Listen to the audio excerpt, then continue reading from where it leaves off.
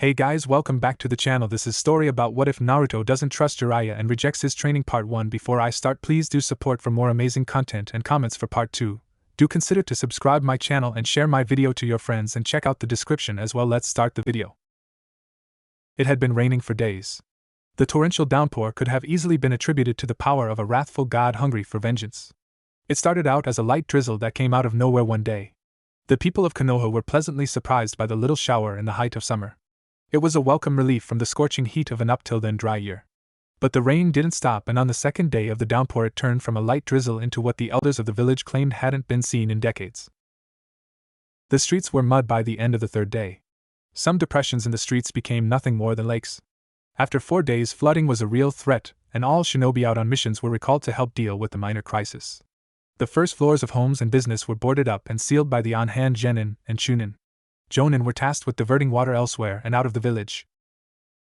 On the 5th day, the Hokage announced that this was the greatest storm in 50 years. Thunder and lightning lit the sky constantly, seeming to be never-ending. The rain had become a real threat to the village, washing the streets away entirely as the hard-packed upper layer of the roads were turned to mud and erased. The lowest areas in the village were flooded, and only the efforts of Konoha's water users kept places like the Hyuga clan compound from becoming a lake. Day 6, and it was the longest and hardest storm in living memory. The village was flooded up to 4 feet in most places. Travel for shinobi was possible, but civilians were restricted to moving with the aid of the ninja. Still, the storm worsened. With no end in sight and the waters threatening to undermine the foundations, the Hokage ordered a full rotation of all the ninja in the village. They were to take shifts reclaiming the village from the storm that had taken hold of the streets. Meanwhile, the Great Barrier around the village was activated for the first time since the last Great War. The rain stopped for the most part. It still required a week to regain the streets, but it was only the beginning. After a further 2 days, the chakra generators keeping the village's defensive barrier up failed. The third Hokage was forced to reapply them, but making the powerful seals by himself was time-consuming. In the 3 days it required to remake the seals, the village had flooded again. Outside the village, the forests were unrecognizable. Civilians and ninja alike no longer doubted that this was the work of the gods. Who else could cause the skies to weep for so long? The village seemed to be in agreement. This storm was a message from Kami-sama. But there was one person in the village that didn't care about the rain. Sitting in his apartment, Naruto Uzumaki was unconcerned with the downpour outside. The blonde 14-year-old was lying back on his bed, an annoyed expression fixed firmly upon his face. Where the rain caused him no discomfort, the piles upon piles of books in his usually Spartan apartment did. Blue eyes stared out over his bed at his room. His territory had been invaded when the storm had started to flood areas of the village. Unfortunately, the library was at street level and could not be properly sealed in time. Therefore, the council, or whoever was in charge of the library, had decided to relocate all the books to Naruto's apartment complex. This was mainly because the building had 3 floors and the top 2 were mostly unused. He didn't know that, of course. What he did know was that all the other rooms in the apartment building were jam-packed full of books, and his room had not been spared either. Fully half of his room was filled with tomes on everything from history to science to jutsu theory and more. He hated books. They were plain useless things. From his experience, admittedly limited to the books at Academy, they were boring. Admittedly, the ones on jutsu were helpful to a ninja like him, but they were still dry and not in the least bit interesting. And he'd been stuck in his apartment with them for the last few days. His now very cramped apartment, he would be quick to add if asked. With all of them in stacks to the ceiling, the only free room to move was between his bed, the bathroom, and the door out into the rain. He'd already moved all his ramen into the bathtub since the refrigerator was effectively blocked off. All in all, it sucked. What made it worse? He had nothing to do. He was a genin with no water jutsu and no skill in fuin jutsu, which meant that he was of absolutely no use to the squads outside dealing with the storm. That annoyed him even more than he was willing to admit. All he really wanted to do was get out and train. With Sasuke gone from the village, he felt like he was wasting his time in a very serious way. Or fuck that. Who was he kidding? What was he going to do if he went out and managed to train some? He didn't have anyone to teach him. Kakashi had proven that one well enough already. A whole month, and he barely even did anything for him.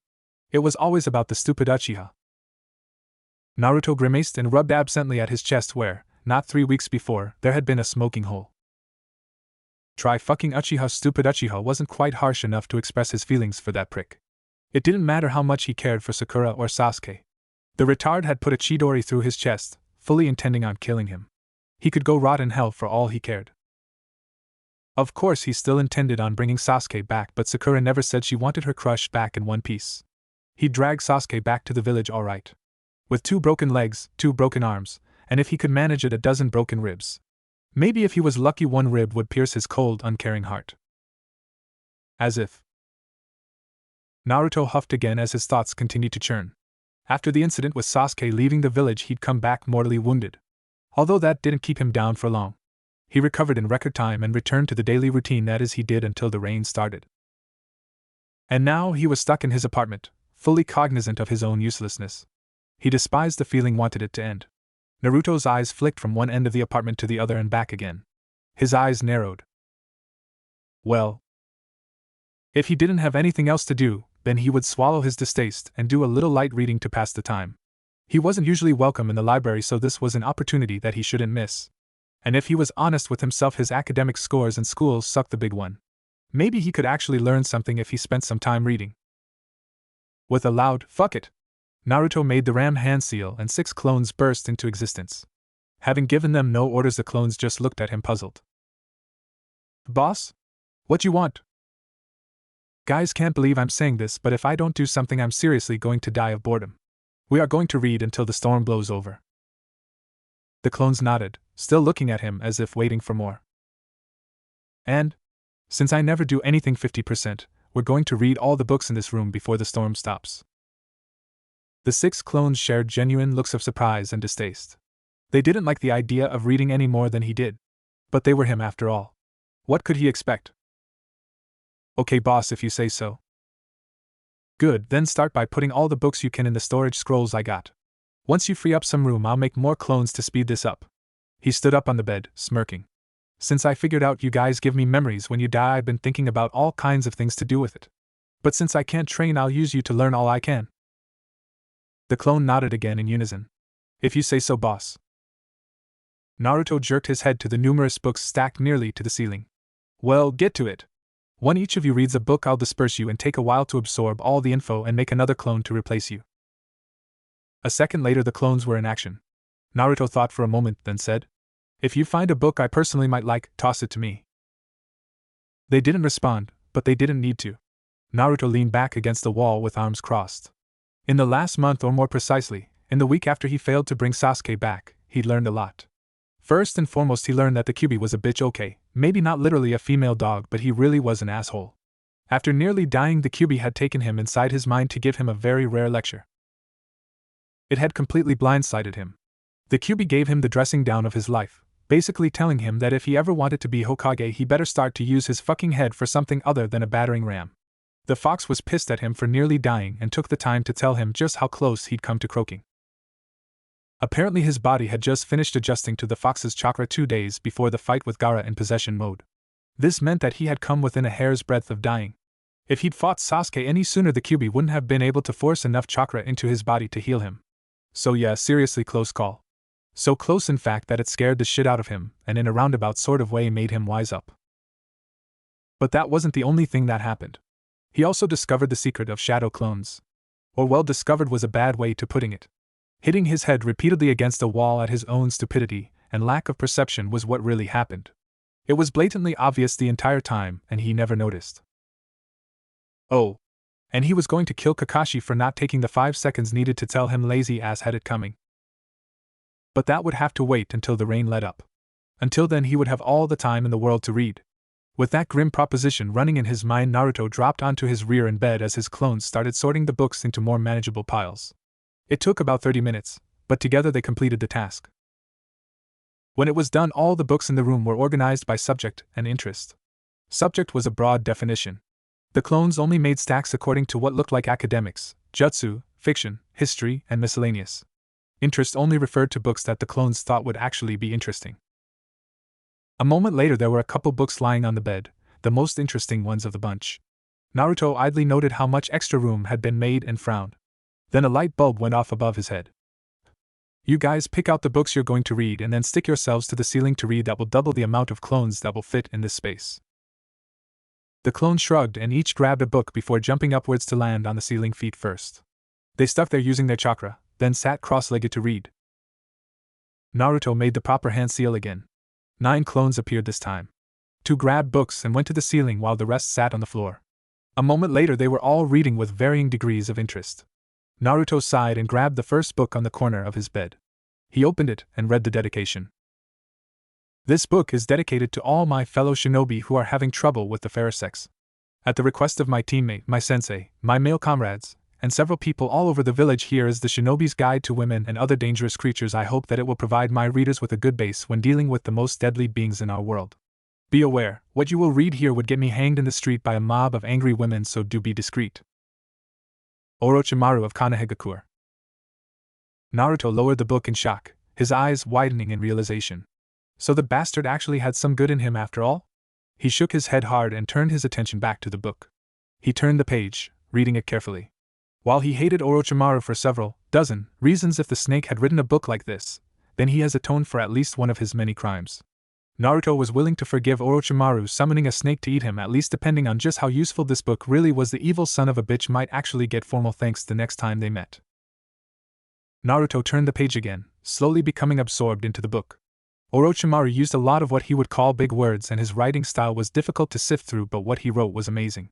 The guy twisted as he was seemed to know what he was talking about. By God, the snake was onto something. 6 hours later, Naruto dropped the book on the bedside and dropped back onto the bed. His mind was swimming with memories of every interaction he'd ever had with a girl.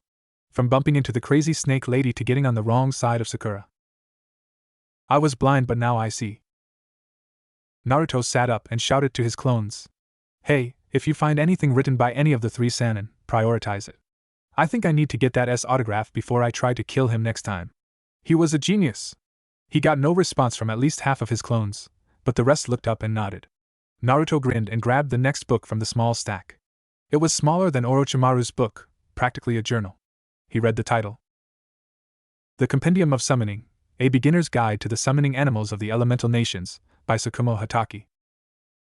Naruto hummed to himself as he started in on the book. Maybe he could learn more about the toad summons from this? If he could, it would be a big help. A long while later there were several loud pops and an agonized scream. A little while after that, Naruto came back from the realm of unconsciousness after about 30 books were forcefully shoved into his head in an instant. He sat up shakily and rubbed at his eyes, cursing himself for not thinking about the consequences of dispersing all his clones at the same time. It hurt like hell and made his head spin unpleasantly. It required a long few minutes before he regained any composure. By that time he was aware of what his clones had picked out to read. The results were in. A full 32 books had been read cover to cover in 8 hours. All in all, he was pleased except for the brief migraine. 3 books on history, 2 on geography, 1 about the clans of Konoha, 5 on important individuals in the village's past. Then his clones had devoured no less than 12 books detailing jutsu and jutsu theory. Followed by this were 3 books on math, 1 on applied chemistry, 2 on medicine. And all that was topped off with the entirety of Lord Jiraiya of the Sannin's works. They were The Tale of the Utterly Gutsy Shinobi, Ika Ika Paradise, and Ika Ika Violence. And those last 2 were mainly responsible for the migraine. Naruto groaned as he realized he was blushing furiously, and rubbed his hand over his cheeks. Damn that stupid perv, he never get those out of his head now. His shadow clones would make sure of that. That was one of the main strengths behind the technique. Anything they learned was memorized permanently with perfect recall. I feel like I just lost my innocence. He sat for a moment, just looking at the stacks of books with a blank stare. No, I'm fairly sure I did just lose it. He would never be able to unremember 2 entire smut novels, especially after binge reading a book all about how women think and act. In other words, he just fucked himself over without even realizing it. At least he wasn't in the dark about why Kakashi was always giggling during training. He was reading that stuff constantly. Not to mention the books on math and human anatomy were still throwing random facts into his train of thought every few seconds. Naruto hissed in pain as lances made of pure applied chemistry embedded themselves in his brain. He lay back on the bed, cringing as the overload of information continued to integrate itself into his long-term memory. An hour or so later he was at last able to stand up and get some much-needed food into his belly. He sat on his bed then with half a dozen cups of instant ramen as a new batch of clones started reading again. He decided to leave off doing any reading himself from that point on. He would have more than enough disjointed information to sort through already. He hated math, he hated chemistry, and now he thoroughly despised geography. Naruto made sure his clones knew from then on to discard any books pertaining to that subject. Kakashi Hatake, Jonin sensei of Konoha, smiled as he felt the rain dissipate, going from light sprinkles to nothing more than mist and finally nothing at all. The great storm was over at last. 3 entire weeks of torrential downpour, give or take a few days. It was the longest and most severe storm on record in Konoha, and even before that. He was simply glad it was over. For the first time in over 2 weeks, he could see the blue sky and clouds that were no longer black and foreboding. In fact, besides the waterlogged village, it would have been a beautiful scene. A rainbow of epic proportions hung over the south side of the village wall, giving the sky a surreal beauty. Kakashi turned to the rest of his clean-up squad. "All right, everyone. You have an hour off while the water settles in the low spots and exits the village. When that's done, we meet up by the Akamichi barbecue to start dealing with the standing water." The 3 men nodded and jumped off to get some much-needed lunch. Kakashi just stood there on the roof, watching the rushing river where the street had been a few weeks before. It was almost disturbing how much water could fall in a week. And for it to continue for so long was unnatural, to say the least. But hopefully it was over. Kakashi sighed and reached into his pouch for his Aika Aika book, only to find his precious book was ruined by water. His visible eye widened in horror as he looked to the back of the volume to see the waterproofing seal had failed. Tears welled up in his eyes. This book had been given to him by Jiraiya himself. It was a first edition copy signed by the perverted Sannin himself. It was beyond price and now ruined simply because of water. Kakashi stared up at the heavens, cursing them for destroying something so precious to him. Didn't the gods now? Aika Aika was how he coped with all the mistakes he'd made. This book had been his friend and companion for years. The dog-eared pages and worn cover were symbols of his love for it. It declared to all who saw it just how much he enjoyed reading it, even the dialogue and action scenes. But he could not cry. He was a jonin, and that was not acceptable. The only thing for it was to get another book and take care of it far better than this one. He would make his next collection of Aika Aika damn near indestructible. With that purpose firmly in mind, Kakashi jumped off in the direction of Naruto's apartment. He knew that the civilian council had decided to use his apartment complex as the storage place for the local library's books. And the boy could use shadow clones better than anyone he'd ever met. He could find him the first 2 books in the series in no time. Kakashi arrived at Naruto's apartment 5 minutes later. He walked up to the door, already preparing suitable excuses to help the boy find what he wanted. After all, Naruto knew what Aika Aika was, even if he had yet to experience the true joys of it. He personally didn't need Naruto getting on his case about reading erotic literature. The other jonin had that right, his cute little students didn't. Kakashi fixed his best eye smile on as he raised his hand to knock on the door. He knocked again. And again. The jonin frowned and prepared to pound the door hard when it suddenly opened. Standing in the doorway, looking up at him, was Naruto, or at least one of his clones. Kakashi looked into the room, somewhat shocked by what he saw. There were at least 30 clones in the room, half of which were adhering to the walls and ceiling. The rest sat on the floor or leaned against large stacks of books. All of them were reading. Kakashi's gaze settled on Naruto's bed, where the blonde was reclining back against the wall. In one hand was a book. In the other were a pair of chopsticks. And in his lap was a cup of instant ramen. As Kakashi watched, the blonde used one finger to flip the page while taking another careful bite of ramen as not to spill the precious substance. Meanwhile, his eyes were keenly focused on the book in hand. Kakashi scanned the title from the doorway, his eyes widening even further. A treatise on survival, fangirls, fanboys, and other vicious beasts. Minato Namikaze. Kakashi watched as one of the clones suddenly popped. Naruto flinched like a kunai had embedded itself by his ear, and he closed his eyes for a moment. Then he shook his head and turned the page again. Hell? Earth to Sensei? He snapped out of his daze and looked down at Naruto's clone. Oh, sorry about that. I just knew that the library had put its books in this apartment complex, and there was one in particular I needed. By the way, if you haven't noticed, the rain stopped. The clone nodded. We knew. But we're kind of busy. We already read all the books in this room, and we finished half the books in the apartment over. Boss just found one written by the 4th Hokage too. He tilted his head. Anyway, what did you need? I could probably get you whichever book you need, as long as it isn't one on geography or physics. We've been discarding most of those out of hand. Kakashi blinked. You sound a bit different. Something happened while you were stuck in here? Besides reading more books than most people read in a lifetime? Well, we read a dictionary yesterday and found out that our vocabulary was lacking. So boss prioritized literature so he doesn't sound like a moron all the time. And plus it makes reading all the other technical works much easier. The clone smiled. Anyway, what book did you need? Let me guess, Aika Aika Paradise or Aika Aika Violence? Kakashi started to sweat. You read them? Yeah. It was boss's fault though. He didn't realize that they would be in the stacks here, so he didn't advise us not to read them. I see. The Jonin glanced around the room. So you have already read all of these books? The clone shook his head. No, these are from the other room.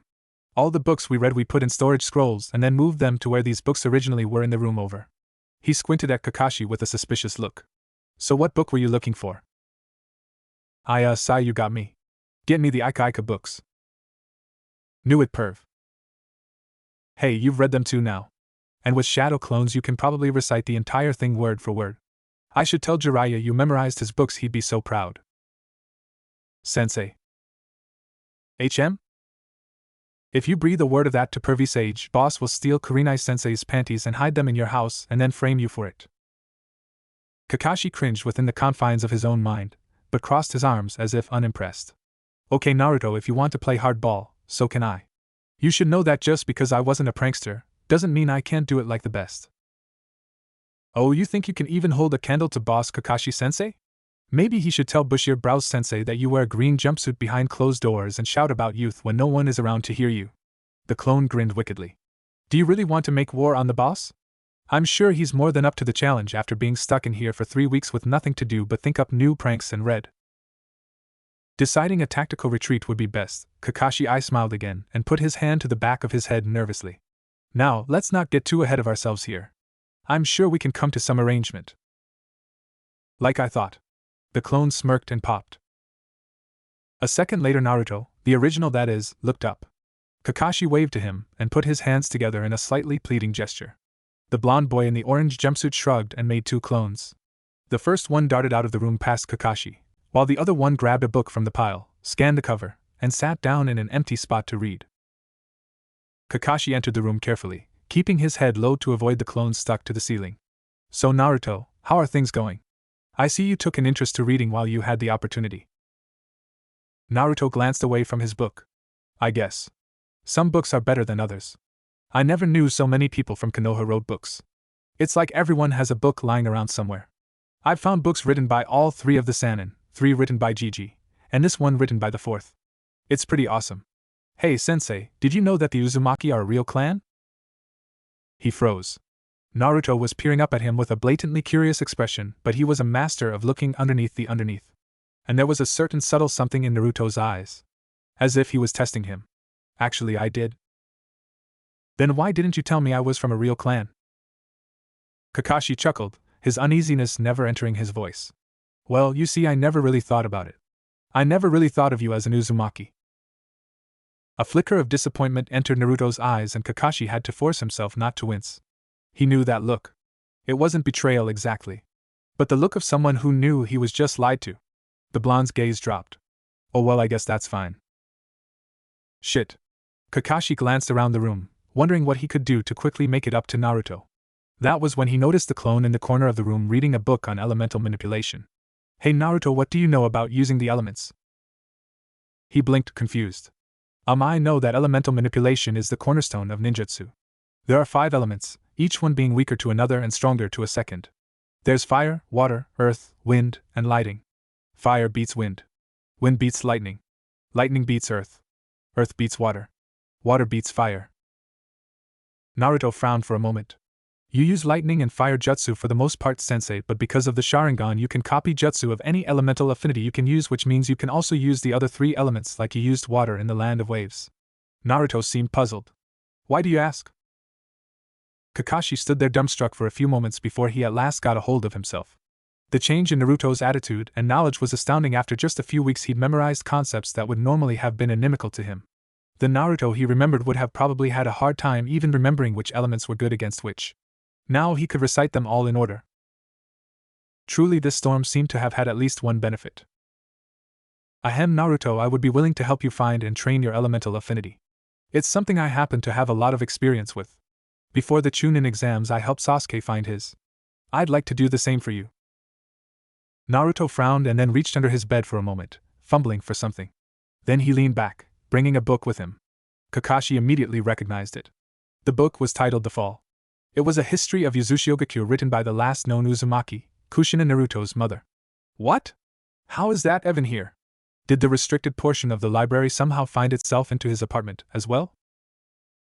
This here, Naruto said, weighing the book with one hand, is an account of how Yuzushiogakure was destroyed by the alliance of Kumo, IWA, and Kiri about 50 years ago. But it talks about the clan itself a lot. It says that Uzumaki are born with one or two of three elements, water, wind, or lightning. Although it says that Uzumaki are usually born with two elemental affinities. One from the father and one from the mother. It's actually rare for an Uzumaki to be born with just one affinity. Naruto's eyebrows drew together. And the clan is supposed to have a lot of powers that are borderline Kekkei Genkai. I knew that, but what does that have to do with anything? One of my clones read a book about elemental manipulation for beginners. And it showed how people discovered their affinities back in the old days before chakra paper was available. Naruto pointed to himself. It showed a way to channel me chakra into the air around me.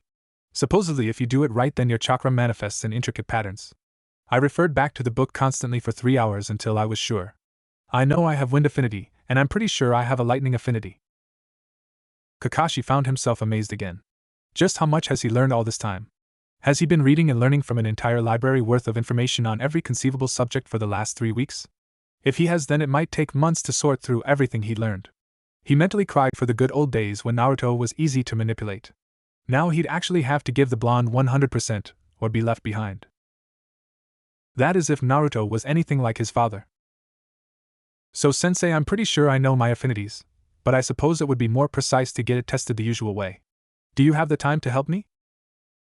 Of course. Kakashi smiled behind his mask. Not really.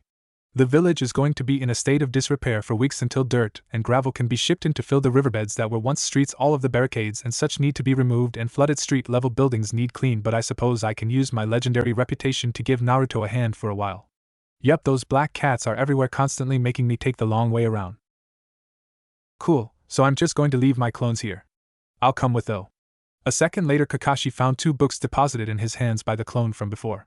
He saw Naruto hand the book written by the 4th to the clone as he put on his forehead protector. Come on, sensei. Let's go. Kakashi slipped the 2 small books into his side pouch. Okay, Naruto, don't get ahead of yourself. We'll need to stop by Hokage's tower for the chakra paper. Most of the equipment from the ninja stores ended up being stored there. And we can pop in to see the Hokage while we're at it. I'm sure he'll want to know about your affinities. I guess. Naruto shrugged and they both left. A few minutes later, they were entering Hokage's tower through a window. The grounds outside were still filled knee-deep with water. Afterwards, they headed down the hall and into the second-floor lobby. Naruto glanced around at the piles and piles of stuff crowding every corner of the building. It seemed as though the tower was almost as crowded as his own room. Which was certainly saying something. Kakashi led him to the 3rd floor and over to the Hokage's office past a few chunin who seemed to be looking over a map of the village. Naruto scowled inwardly as the secretary looked up from her small desk. She in turn scowled back, muttering something under her breath about good-for-nothing jonin and the creatures they taught. Kakashi tensed at that last part, his fists clenching even as they stopped in front of her. I'm here to get Naruto's affinity tested. I'd like to know where the chakra paper from the ninja supply store is kept. She glanced between them, almost seeming to think about refusing. But in the end she decided to tell them. Down the stairs in room 2 to 14. Only take what you need, Hataki. Will do. Kakashi grumbled and turned away, walking back down the stairs to the 2nd floor and taking a left. Naruto followed after him. His mind was lost, darting constantly between what was happening in that moment and what he'd learned in the past 2 days.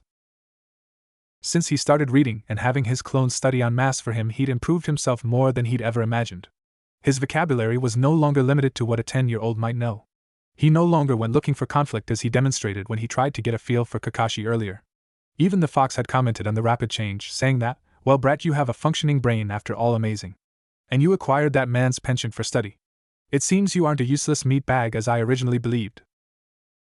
It wasn't exactly the best compliment he'd ever received, but it wasn't the worst either. And the very fact that the QB chose to comment at all proved how far he had come in such a short time. Naruto personally thought that he had always had the potential to do this, to change from an immature kid into an intelligent young ninja. It just wasn't going to happen without that little extra push. The storm was that push. Without it, the books would have never been stored in his apartment building. And without that, he would have never become interested in reading or researching the myriad subjects available to him. Hell, he managed to improve himself immensely just having one of his clones read a dictionary. It tripled his vocabulary in 6 hours. Then Orochimaru's book, now that was something that would stay with him for the rest of his life. As twisted as the man himself was, he had a far better understanding of women in general than anyone he knew. Certainly Pervy Sage had no clue while he himself didn't understand why women acted the way they did. The book gave him guidelines to figure out the cause and effect. He even read an entire book on Fuinjutsu which also happened to be written by Minato Namikaze. There was a book he might just have to reread, clones or not. All of it was a eureka kind of moment for him. It was all here, he just had to read it and sort through what he learned. Not all of it would be correct, and some of it would certainly be opposite to the truth, but it was a start.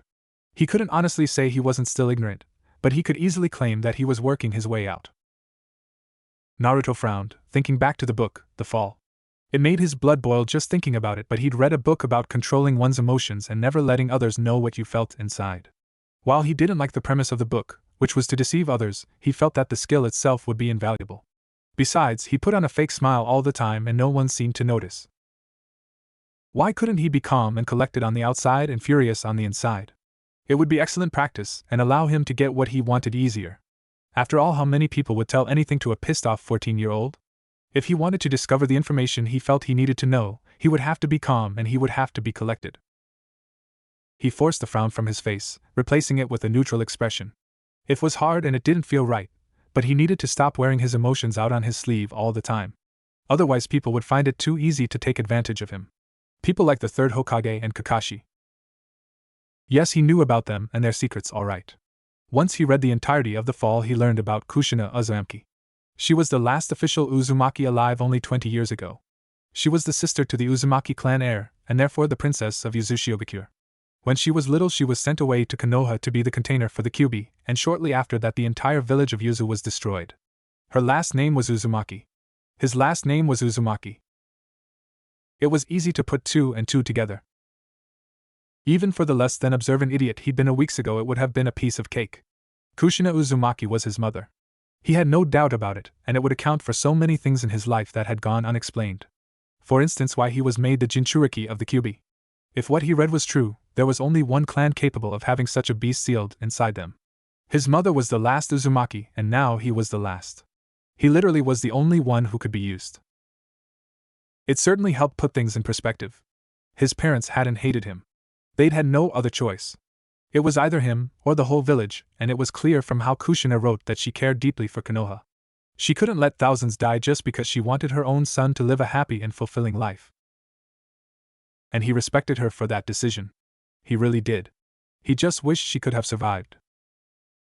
But that wasn't all of it. Not by a long shot. His clone had been surprised after starting to read Pervy Sage's first book. It wasn't smut at all. And point in fact, the name of the first character was Naruto, apparently named because of an incident in Jiraiya's life that got him his first kiss. Naruto, that was his name, and a fairly uncommon one. For instance, he knew 2 people named Sakura. And there were lots of people named Kiba in the village, although most were civilians. It was a popular name after all. But he'd only ever known of one Naruto, and that was him. It was also known to him that Jiraiya of the Sannin trained the 4th Hokage. And it seemed like a big coincidence that his name would be Naruto, the same as the main character in Pervy Sage's first and only non-smut novel. His Gigi, the 3rd Hokage, had told him that his parents were heroes who died during the Kyuubi attack. His mother certainly had died, probably when the Kyuubi was being released from her. He didn't know much about the Biju, but he knew now that having one extracted from you was almost guaranteed to be lethal. But his question now was, who was his father? The possible answer to that had come like a bolt of lightning to the face. One of his clones who just happened to be reading a book about politics and the structure of the first hidden villages popped. And one of the first facts that jumped into his head was this.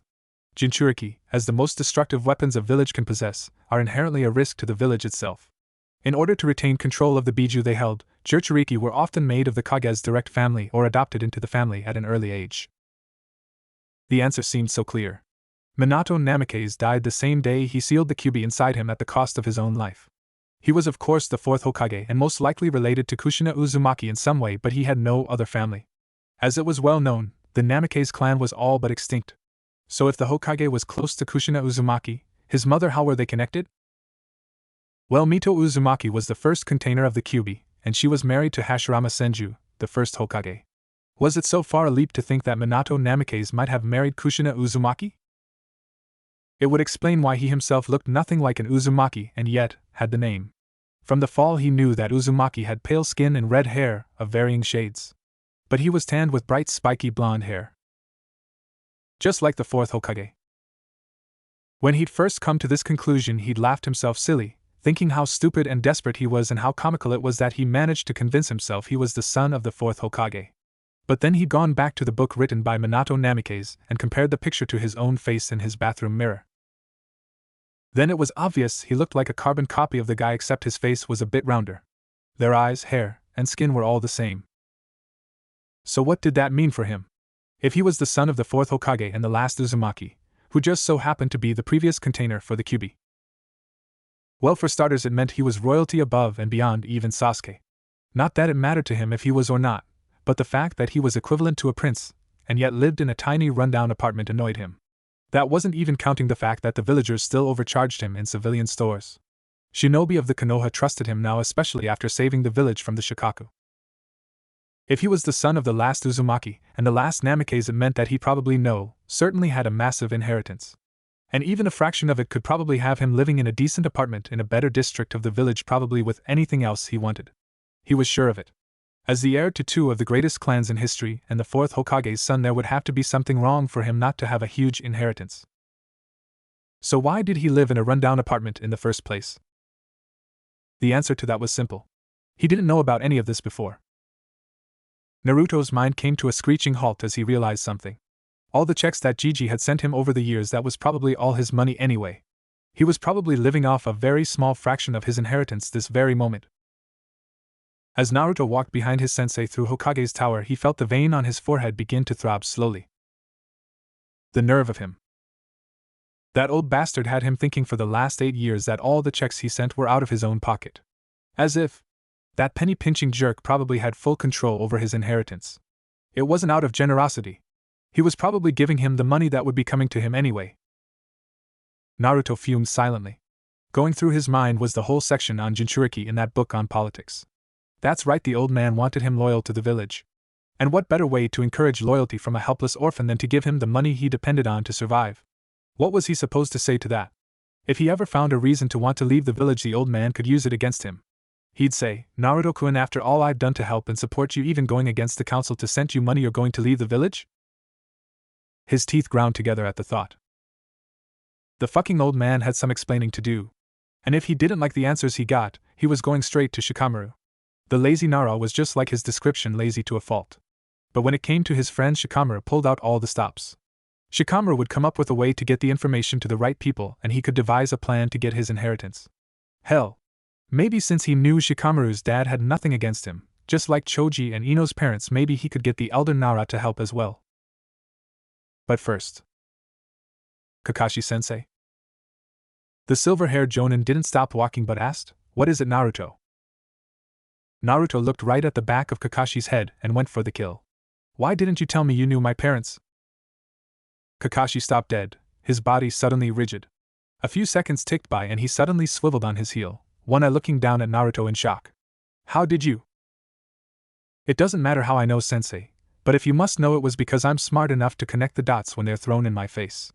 If I decide I don't hate you when you're done answering me, then I might tell you exactly how I found out."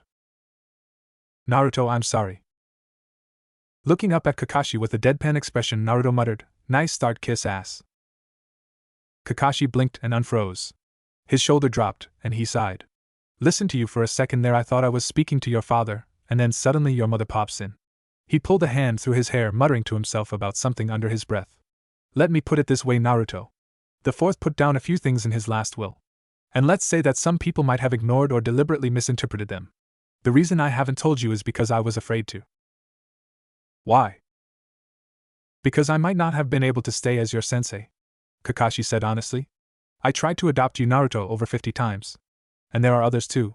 Minazuka, she's still trying, but Lord Third won't allow it. Lord Third told me that I couldn't adopt you, but that if I was so keen on being there that I could be your sensei under the condition that I focused on Sasuke, who would be training under me because we both have the Sharingan." Naruto's expression fell. He couldn't sense any outright lies from Kakashi. Which meant, so Gigi really has been responsible for all of this. He's the reason why I didn't even know who my parents were a week ago. "Naruto, it's not as simple as that." "Then how is it? Explain that to me, Kakashi." Kakashi silenced him with a look, his expression grave. Listen to me and keep your voice down. The Jonin grabbed his hand and whisked him down the hall to the room they'd been looking for. The Jonin quickly opened the door and pushed him into the room, following a second later. Tell me now, Naruto hissed. You're dangerous, Naruto. Kakashi spoke bluntly despite the look of anger on his student's face. You are a Jinchuriki who could possibly release the Kyuubi at any time. Your seal is based off your emotional stability. The stronger your will is, the stronger the seal will be. But if something ever happened and you lost your will to live, or you felt you were betrayed by someone, the Kyuubi could get free. And there is no one in this village capable of stopping it if that happens. The older man knelt down by Naruto. Listen, Minato was my sensei. He, along with one of my teammates, made me who I am today.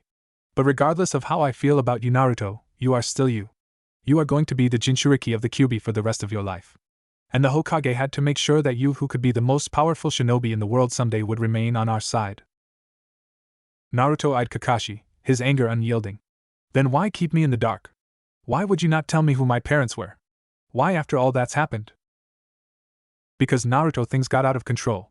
Lord Third was planning on making you a Chunin after the exams and telling you then, but he saw you use the Kyuubi's chakra. It scared him more than he's willing to admit. He thought that if you released the demon's chakra in a simple tournament match, that the seal must be coming undone. He probably assumed that telling you about your parents was too much of a risk. A risk, Naruto's growled. A risk because I might lose control and release the Kyuubi in anger? Kakashi nodded sadly. Yes. And you wanted to tell me? Very much so. He smiled as best he could with only one eye showing. After all, you're almost like a nephew to me. If your parents had lived, I'd probably be your lazy Uncle Hataki that Kushina would beat for reading Ika Ika around you. So Naruto looked down at his feet and thought. Now that I know, can I confront Gigi about it? I mean, if I know the secret, what is the point? Could I move out of that dingy little apartment and into a halfway decent home?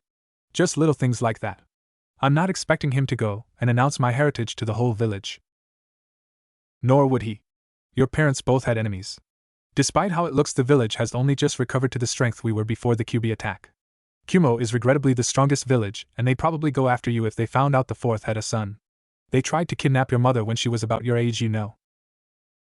Naruto grimaced. I know, all right. Then you understand that revealing your heritage isn't advisable for quite some time. I personally wouldn't do it until you were a Jonin or later. You have to remember that IWA still despises your father, and by extension you. Well, I never said I would do that. His scowl deepened. I wasn't asking about telling the village.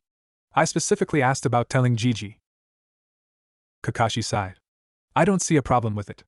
Just don't harass him to release you inheritance. The fact is that both your parents were rich, but getting the money would require you taking up the mantle of the Uzumaki clan in the very least. Right now you are only officially an Uzumaki by name. Those clan funds won't be available until your status as a clan member is released. And why is that a problem? Naruto crossed his arms. Everyone already knows me as Naruto Uzumaki. What is the issue with coming out and calling myself the exact same thing? And besides that, if I'm the only freaking Uzumaki in Konoha and my mom had enemies or something, what's the point then? I'm still tagged as an Uzumaki either way. The Jonin blinked and groaned as he realized the truth behind that. I guess you're right about that much. Now how about this? We will go up and talk to Lord Third after we get your elemental affinities tested. We can work out what to do from there. Kakashi frowned thoughtfully. But come to think about it, he'll be stepping down as Hokage soon. Naruto shrugged. Already knew that. Granny Tsunade is gonna be the next Hokage. Damn old woman. I was supposed to be the next Hokage. Kakashi's sweat dropped. Don't let Lady Tsunade hear you say that. As if I care. Jiraiya might be a perv, but at least he doesn't transform himself to make him look like he's 20. True, Kakashi allowed. But I still wouldn't say it to her face. Too late for that. Already told her when we met the first time. Kakashi paled. Okay, I wouldn't advise doing it again though. Lady Tsunade is not one who is known for her patience. He shivered at that thought. She certainly didn't have any patience with him. Before all this rain started, she told him that if he intended to continue reading smut on the job, she would roast him alive over a pile of burning Ika Ika. Anyway, let's get that chakra paper. Naruto didn't answer as Kakashi started looking through the stacks of equipment looking for it. He simply stood back to watch his sensei. He didn't know what to think about Kakashi's claim that he tried to adopt him. It wasn't a lie exactly, but there was just something not right.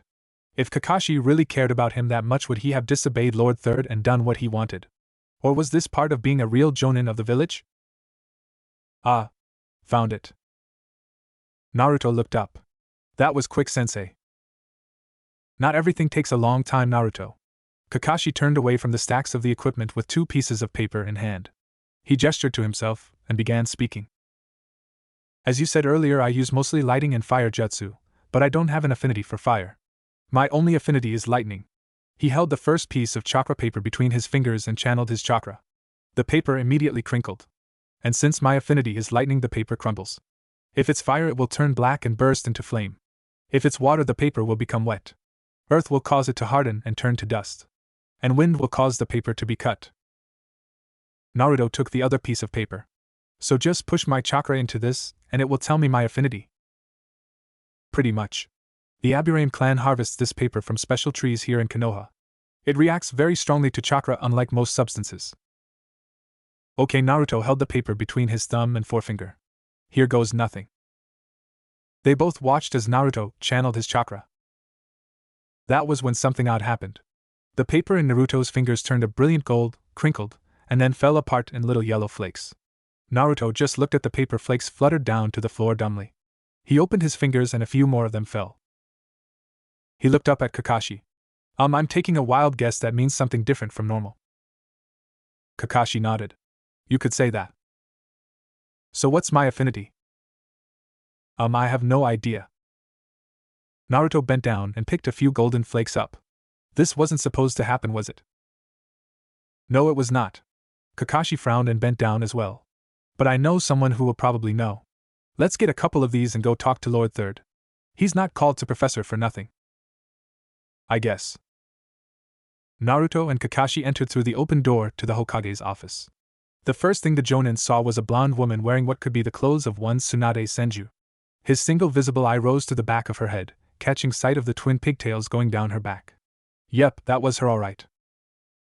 Kakashi noted that it looked like her and Lord Third had just finished a heated argument. The old man, who was still recovering from the attempt on his life a few weeks ago, didn't look so good. Tsunade, on the other hand, looked like she was ready to put someone's head through a wall, although that wasn't exactly an uncommon occurrence. Okay, not the best time, but it might actually be a good thing she's here. Tsunade never would have supported Naruto being on his own in the first place. If things get heated, she might back us up. Kakashi Tsunade turned to see him as Hiruzen spoke. What is it? And why is Naruto with you? Shouldn't you be out helping restore the village? Ahem, yes. Well, some things came up and Naruto wanted to talk to you. We also had something to ask you as pertaining to his elemental affinities. The Hokage sighed and nodded. Very well. But be quick. Naruto glanced up at his sensei as he stepped further into the room. Kakashi looked back down at him, his single eye seeming to say, go for it. He took a deep breath and, after looking at Tsunade for a moment, turned to the old man. I know about my parents, Gigi. All the air seemed to leave the room. Tsunade's eyes widened even as Hiruzen's jaw sagged. Then time sped up. Hiruzen clapped his hands sharply. Umbu. Out. From the corners of the room 4 shadows vanished, leaving them alone. The door was closed without a sound behind them. A second after, Hiruzen clapped his hands again. Fuin. The walls glowed briefly and then went back to normal. Naruto realized belatedly that this was a privacy seal, something that any Kage would obviously have installed in his office. His eyes flicked back and forth from Kakashi to Hiruzen and back. Eventually, the Hokage deemed it appropriate to break the silence. How did you find out, Naruto-kun? Naruto frowned. Well, it started with the library being moved to my apartment complex for dry storage. I didn't have anything better to do, so I started reading. But I decided that I wanted a challenge, so I told myself I would read every book in my room before the storm ended. And I did too. But as I was going through, my clones found a couple interesting books that I read personally. One of them was called The Fall. A book about the fall of Yuzu, apparently written by my mom. He crossed his arms over his chest, keeping his eyes on Hiruzen. It wasn't long after that when I read an old book written by Pervy Sage, his first book, in which the main character is named Naruto. About the same time, one of my clones read a book about village politics which had a section on Jinchuriki. It all happened so fast that I couldn't help but connect the dots that were there. If my mom was the last Jinchuriki of the Kyuubi, and she was also the last officially listed Uzumaki, then I would have to be an Uzumaki too. Since she basically says flat out that only an Uzumaki can hold the Kyuubi. Naruto looked back at Kakashi for a moment, then sighed and turned to Hiruzen. I was wondering who my father was at that point, but I didn't have any leads until a little piece of info from one of my clones popped into my head at just the right time. It's common knowledge to certain groups that Jinchuriki are often made out of relatives of the Kage, or village leaders. That way they can keep the Jinchuriki loyal. Of course, Kushina Uzumaki had no family here and neither did Lord Forth, so I was trying to think of what connected them. Hiruzen let out a small sigh as Naruto pointed out the windows to the Hokage stone faces. There's actually a couple books written by Lord Forth among the books I read. And in one of them there's a picture of him from when he was like 17. I realized, after I looked in a mirror, that I almost look like his clone. Naruto's frown deepened. So that's about the time I realized that I'm the son of Kushina Uzumaki and Minato Namikaze. I already asked Kakashi-sensei about it. He explained a bit about why you didn't tell me. But I still want to know your reasons. Tsunade suddenly whistled. Well, old man looks like the brat wised up. He sounds just like him. Naruto-kun, you need to understand that I am Hokage and as such my responsibility is to the village. You lost your parents the day you were born and the kyuubi could be sealed inside no other. And unfortunately the seal Minato placed on you is based around your mental well-being. I wanted you to be happy and have a good childhood, but if I did that then the villagers and no small portion of the shinobi in the village would have rebelled against me. Naruto's fist clenched, but he didn't speak. By the time you were old enough to understand what was happening to you, it was clear that you had inherited your mother's loud mouth and personality. And I couldn't have told you about your parents. The first thing you would have done was climb to the top of Minato's monument and shouted it to the village at large. Can you deny that? No, he grudgingly admitted. So I waited. Kakashi as well as a select few others pestered me incessantly to allow them to adopt you. At the time Kakashi was an ANBU captain with the best record since his own father. I couldn't afford to have him retire and adopt you no matter how much I would have liked it. So I sent you checks and had you moved into your apartment as soon as I could to get you away from the orphanage. It didn't help your case that you decided that being Hokage was your goal, taking your own father as your chief role model even less so. You're saying that because I was such a loud mouth that I couldn't be trusted to keep the secret? Hiruzen shook his head. No, that only cemented an already difficult issue. It states in Minato's will that you will inherit everything from the Namikaze clan. For your information, the only clan that had more wealth in the village was the Uchiha, and Sasuke is no longer here to access that. He sighed and removed his hat, placing it on the table in front of him. The problem is that the civilian council doesn't know about you being his heir. The second I withdraw funds from the Namikaze estate, they will know and want to know why. And I don't have the authority to withdraw the funds from a closed estate without there being a crisis on hand. What about you paying out of pocket with your money like it seems you've been doing? And then when I get access to my estate I can pay you back. If the Namikaze clan was so rich then there shouldn't be any worries. However, what will others say about that, Naruto? Even after you save the village from the Shikaku, there are still plenty of short-sighted people in the village who would have you hanged in the street. Listen, Konoha is as close as you can come to a democracy anywhere in the elemental nations. Unfortunately that is your father's doing. And it worked well for him. But I do not have the same support as he did. The civilians and younger shinobi idolized your father. But today the only ones who feel the same respect for me are old men and women. While I have the last word in all matters, the more I do against the wishes of the village, the less effective any other measures I make will be. Naruto was silent after that, his eyes drilling into the old man with the intensity of a miniature-tailed beast. Okay, so why is that a problem? His voice came out slow. If you can basically do whatever you want at the cost of the village's support, then you can just do whatever you want, and by the time everyone throws you out of office, Granny Tsunade will be right there to take the hat from you. The three older ninjas stared at him for a long moment as Naruto continued. The villagers would be happy because you stepped down. Then she could come in with the wave of enthusiasm at her back. Plus Tsunade is a senju. The Shodame and Nindame were both senju. She's even the Shodai's granddaughter. Hiruzen opened his mouth to reply and then closed it. He frowned, not liking, and at the same time loving how intuitive Naruto had become in such a short time. A month ago Naruto couldn't have argued his way out of a cardboard box. And today he was convincing a Kage to go along with his idea. Maybe the Namikaze blood was finally starting to show through. Plus Naruto continued. I think it's mainly the civilians who still hate me. Most of the ninja came around after the Chunin exams. There were lots of people who came to visit me in the hospital, my team and friends aside. They wouldn't have even given me a second glance before I took down Gaara. True, Hiruzen shook his head. Regardless. What would you even want me to buy for you, assuming I went with this plan of yours? To start off with, I'd like a halfway decent apartment on a side of town that doesn't have a bar a block away. I'm not saying I'm going to pepper bomb the bar down the street because I already did it and they got the message, but I still get tired of the freaking graffiti on my door. Hiruzen sighed. That I can do.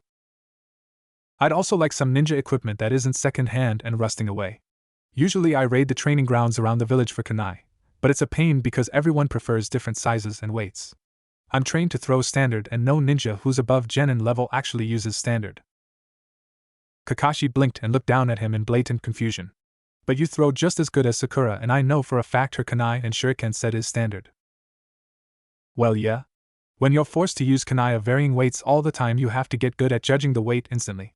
Why do you think Sasuke team always got mad at me when we fought ranged battles? His stupid Sharingan couldn't tell the difference between them in mid-flight. One kunai would be lightweight and the next one would be full weight, and it would throw off his blocks. Hiruzen scratched his chin thoughtfully. Well, I can certainly get you that. Ninja tools aren't something you should ever have to go cheap on. I bet Kakashi would have bought you a decent set if you told him.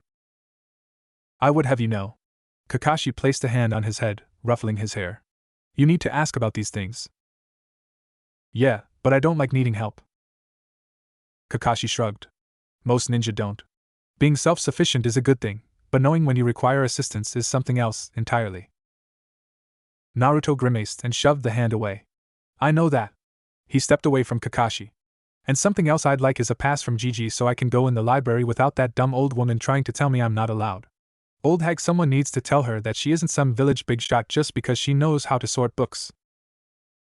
Hiruzen nodded again, his eyes serious. I can do all of that and more, Naruto, but it occurred to me just now that I'm forgetting something. He grunted as he leaned over, pulling something from his desk drawer. A moment later he came out with a letter. Ah. Here it is. Jiraiya-kun wants to take you on a training trip. He'll be showing you fuinjutsu, ninjutsu, taijutsu, and the ins and outs of his spy network. You should know he's your godfather too. A sweat drop formed on the back of Naruto's head. Why? That old perv is my godfather. Geez, my parents sure set their standards pretty low. But I guess their marriage wasn't common knowledge, so of course they would have a limited number of people to work with. Kakashi and Hiruzen blinked olishly at that. Tsunade on the other hand. Ha! Yeah, I keep liking you more and more, kid. That was a good one. Put that perv in his place. I'm glad you took after your mother in that way. Minato was almost as bad as Kakashi. At least he had the sense not to read Jiraiya's work in public, the moron.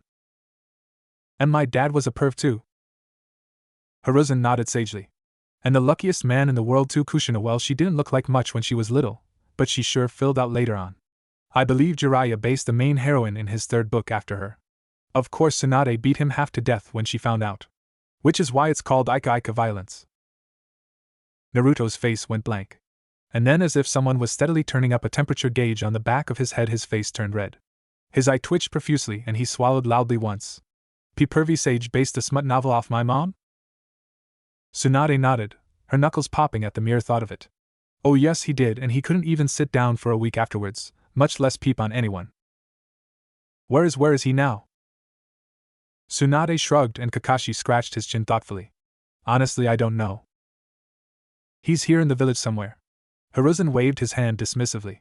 He said he'd grab you when he was ready to leave the village again. You'll be gone for 2 years or so. Which means I can get you anything you ask for, but for the most part you won't really get any of it until you get back from the training trip. Naruto didn't dignify that with a reply. Hey brat, what's wrong with you? Tsunade raised one eyebrow. The blonde boy just stood there for a moment, red in the face. Then his lips moved slowly. I'm gonna kill him. There was a sudden movement off to one side and everyone, save Naruto, looked up. Hey! How's it going? Looks like everyone I wanted to talk to is all in one place. Perfect. Hiruzen chuckled. Jiraiya, we were just talking about you. Yeah, about how I almost beat you to death, Tsunade said, smirking. Jiraiya laughed. Huh? Which time? The one where I found out you based a smut character off. You bastard! I'm going to kill you! Tsunade was interrupted by a shout as Naruto launched himself at Jiraiya.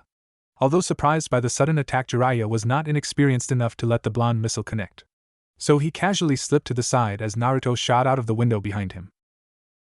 What he wasn't expecting was Naruto to anticipate this and make a shadow clone to throw him back into the building, or in this case, into the small of Jiraiya's back. Unsuspecting of the surprise attack turned sneak attack, the Sannin wasn't able to dodge this time. So as he sat on the windowsill, Jiraiya received 2 feet in the small of his back at near terminal velocity. The force, which would have knocked a lesser man unconscious, only threw Jiraiya forward. Unfortunately for him, he was thrown directly into the not inconsiderable bust of Tsunade Senju. The events that followed were more than enough to knock any man or woman, or Biju, unconscious. The flurry of blows that assailed Jiraiya reduced him to a pile of tenderized flesh and bruises in 3 seconds flat. From the windowsill, Naruto admired his handiwork with smug self-satisfaction. Kakashi and Hiruzen merely prayed for Jiraiya's safe return to the land of the living. Tsunade hadn't been holding back on those last few hits. Even the reinforced floor underneath Jiraiya's prone form was cracked. So Naruto, was that why you wanted to know where Jiraiya was? Naruto turned to Hiruzen and nodded, smiling devilishly. Pretty much. Tsunade growled. Idiot, probably let you hit him hoping to get off the hook. The nerve of him. She turned and paced to the other side of the room, where she dropped down onto the small couch. She crossed her arms, being careful not to accentuate her assets any more than they already were. Her hazel eyes remained trained on the unconscious man with distaste. Eventually Kakashi coughed. Anyway, there was another matter, not related to Naruto finding out about his parents. And what is that? Kakashi motioned for Naruto to come forward, which he did. And he took one of the pieces of chakra paper Kakashi provided. Well, when we attempted to discover his elemental affinity, something quite odd happened. Instead of the paper splitting in half or crinkling like I expected, it turned gold, crinkled and then dissolved into flakes. Hiruzen's eyebrows rose in surprise. Sounds like a bloodline. Would you show it to me, Naruto-kun? Naruto walked across the room and stood in front of the desk, followed by Kakashi. Tsunade, curious as to the result, stood and walked over as well. Naruto glanced around at them for a second and then held the piece of chakra paper over the table in front of Hiruzen. Then he pulled on his chakra. The white paper quickly turned a metallic gold, then instantly crinkled. A second later it fell apart like ash in the wind. The gold flakes scattered on the table, making Hiruzen blink in confusion. Tsunade's reaction was much the same. What the hell kind of affinity is that? Hiruzen stroked his chin. The crinkling of the paper shows a strong lightning affinity, and I would surmise that the disintegration afterwards showed a weak earth affinity. But that wouldn't make sense, as neither of your parents even used earth that much. As for the transformation of color from white to gold, I've only seen that once before. Kakashi tilted his head to the side in surprise. Where? With Minato. His chakra paper would turn yellow, and then shred itself. A very strange reaction. I only know because Jiraiya came to ask me what it meant. Sadly, I still don't know what the color change symbolizes. Could it be some kind of par-elemental affinity then? Tsunade shifted and used a finger to collect a few flakes. Maybe a combination of wind and lightning. Weren't those Minato's main elements? It could be that, but Minato didn't have a bloodline. His lightning element was significantly weaker than his wind affinity.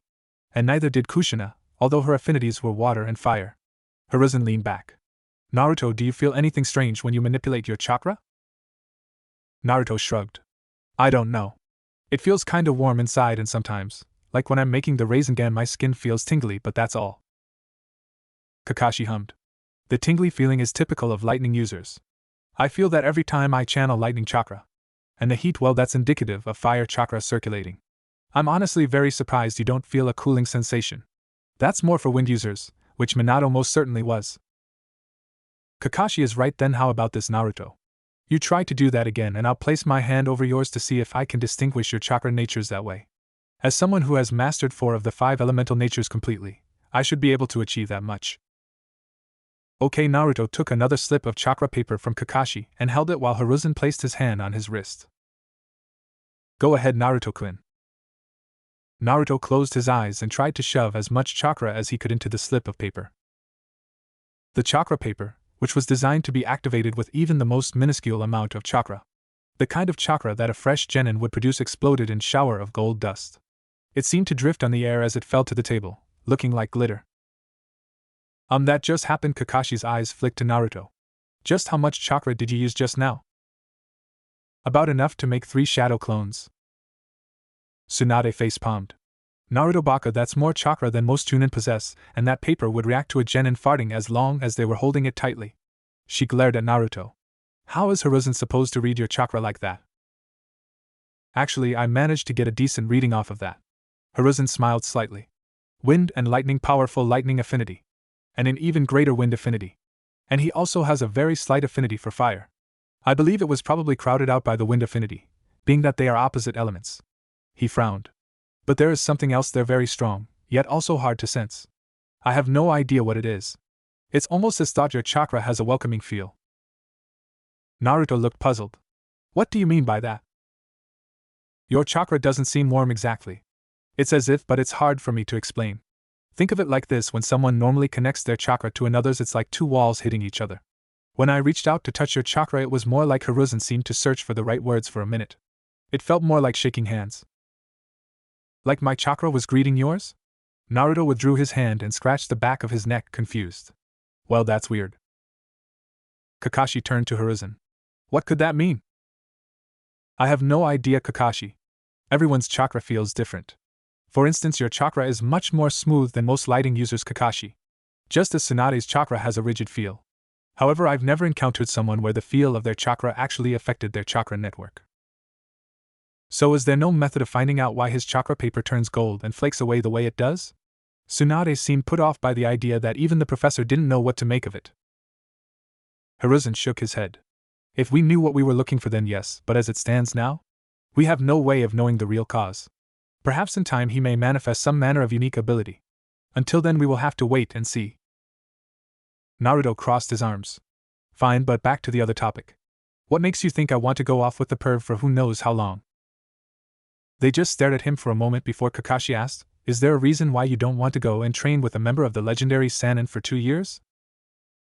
What do you mean legendary? The only legendary thing about him is his smut novels. When I went to train with him last time, the only thing I learned was how to unlock the Kyuubi's chakra. And he did that by throwing me off a cliff.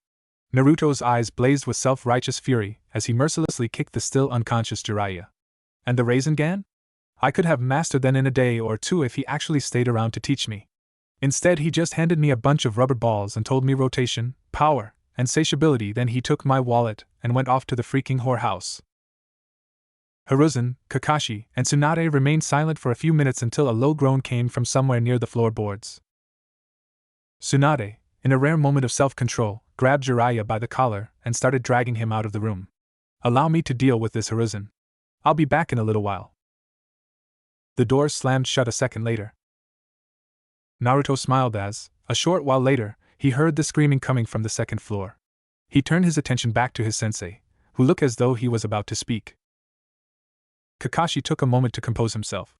Naruto, did you just say that you mastered the Rasengan in a week, and practically without help? So what? It wasn't hard after I figured out what I was doing wrong. It's not my fault that my chakra control sucks. Otherwise I would have gotten it right away. Did you forget I mastered shadow clones in a single night? I might be dense sometimes, but I was always good at mastering jutsu. Hiruzen's head turned to Kakashi. Do you recall when I told you to focus on Sasuke while you were training Squad 7? Yes. If I ever tell you to do something like that again and Naruto is involved, feel free to ignore me. Understood, Lord Third. Kakashi grinned under his mask. He was so going to use this in the future. Naruto deadpanned. So what is so great about being trained under Pervy Sage again? I didn't hear anything that makes it sound like a good idea yet. The Hokage swiveled in his chair. Contrary to what you believe, Naruto, Jiraiya can be an excellent teacher.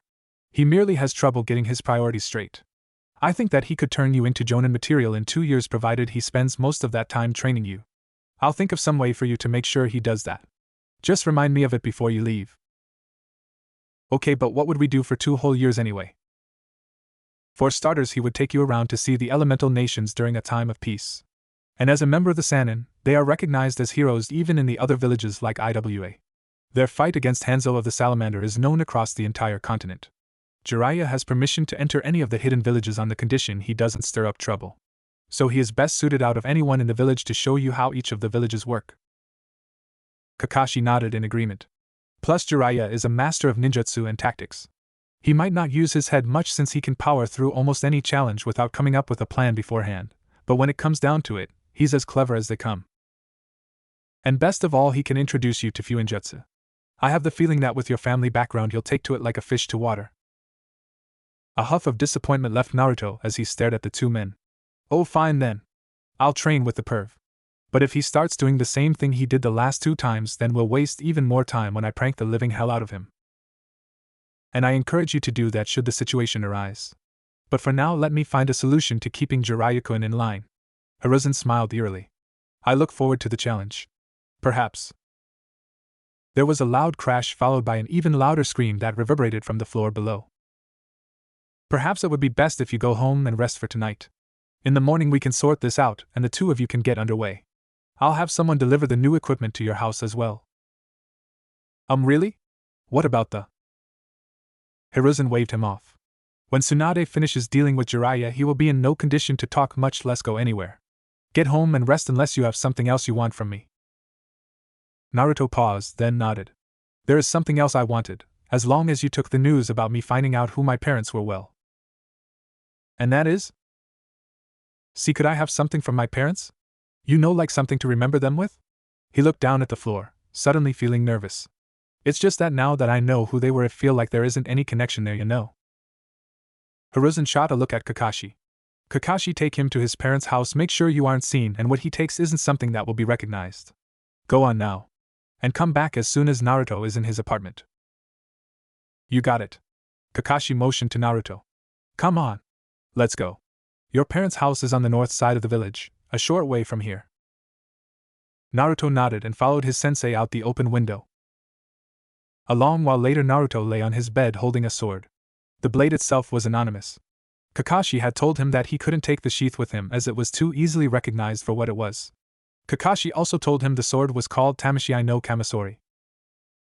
Naruto looked up the length of the blade, slightly curved at the tip with the metal itself made of fine chakra-lace steel. However, this sword was different from others. Instead of the polished silver of a normal katana, this blade was Damascus.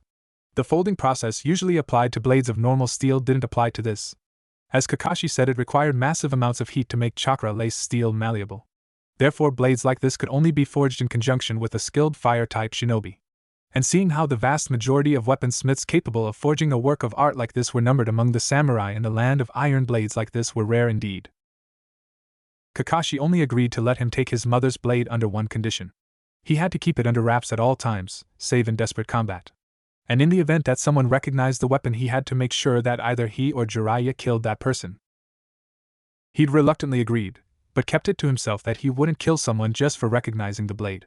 After all, what were the chances that he'd stumble across someone who just so happened to make him draw his sword, and that person be one of the few who'd seen it before? He didn't think it was all that likely. And besides, he felt drawn to the sword. It was like the weapon called to him. He had to have it, both as a reminder of his heritage and because he somehow felt oddly empty without it now. Naruto idly brushed his finger over the spiral hilt and up the blade. It was a beautiful weapon. He just hoped Jiraiya could teach him how to use it properly. After he finished admiring the blade, he picked up the memento he'd taken for his father. It wasn't a weapon at all. Instead, it was a small journal. His father's journal. Kakashi let him take it mainly because he was the only one who could read it. To Kakashi, the pages appeared blank. So the Jonin didn't really see the harm in letting him have a book that only a Namikaze, of which Naruto was the last, could read.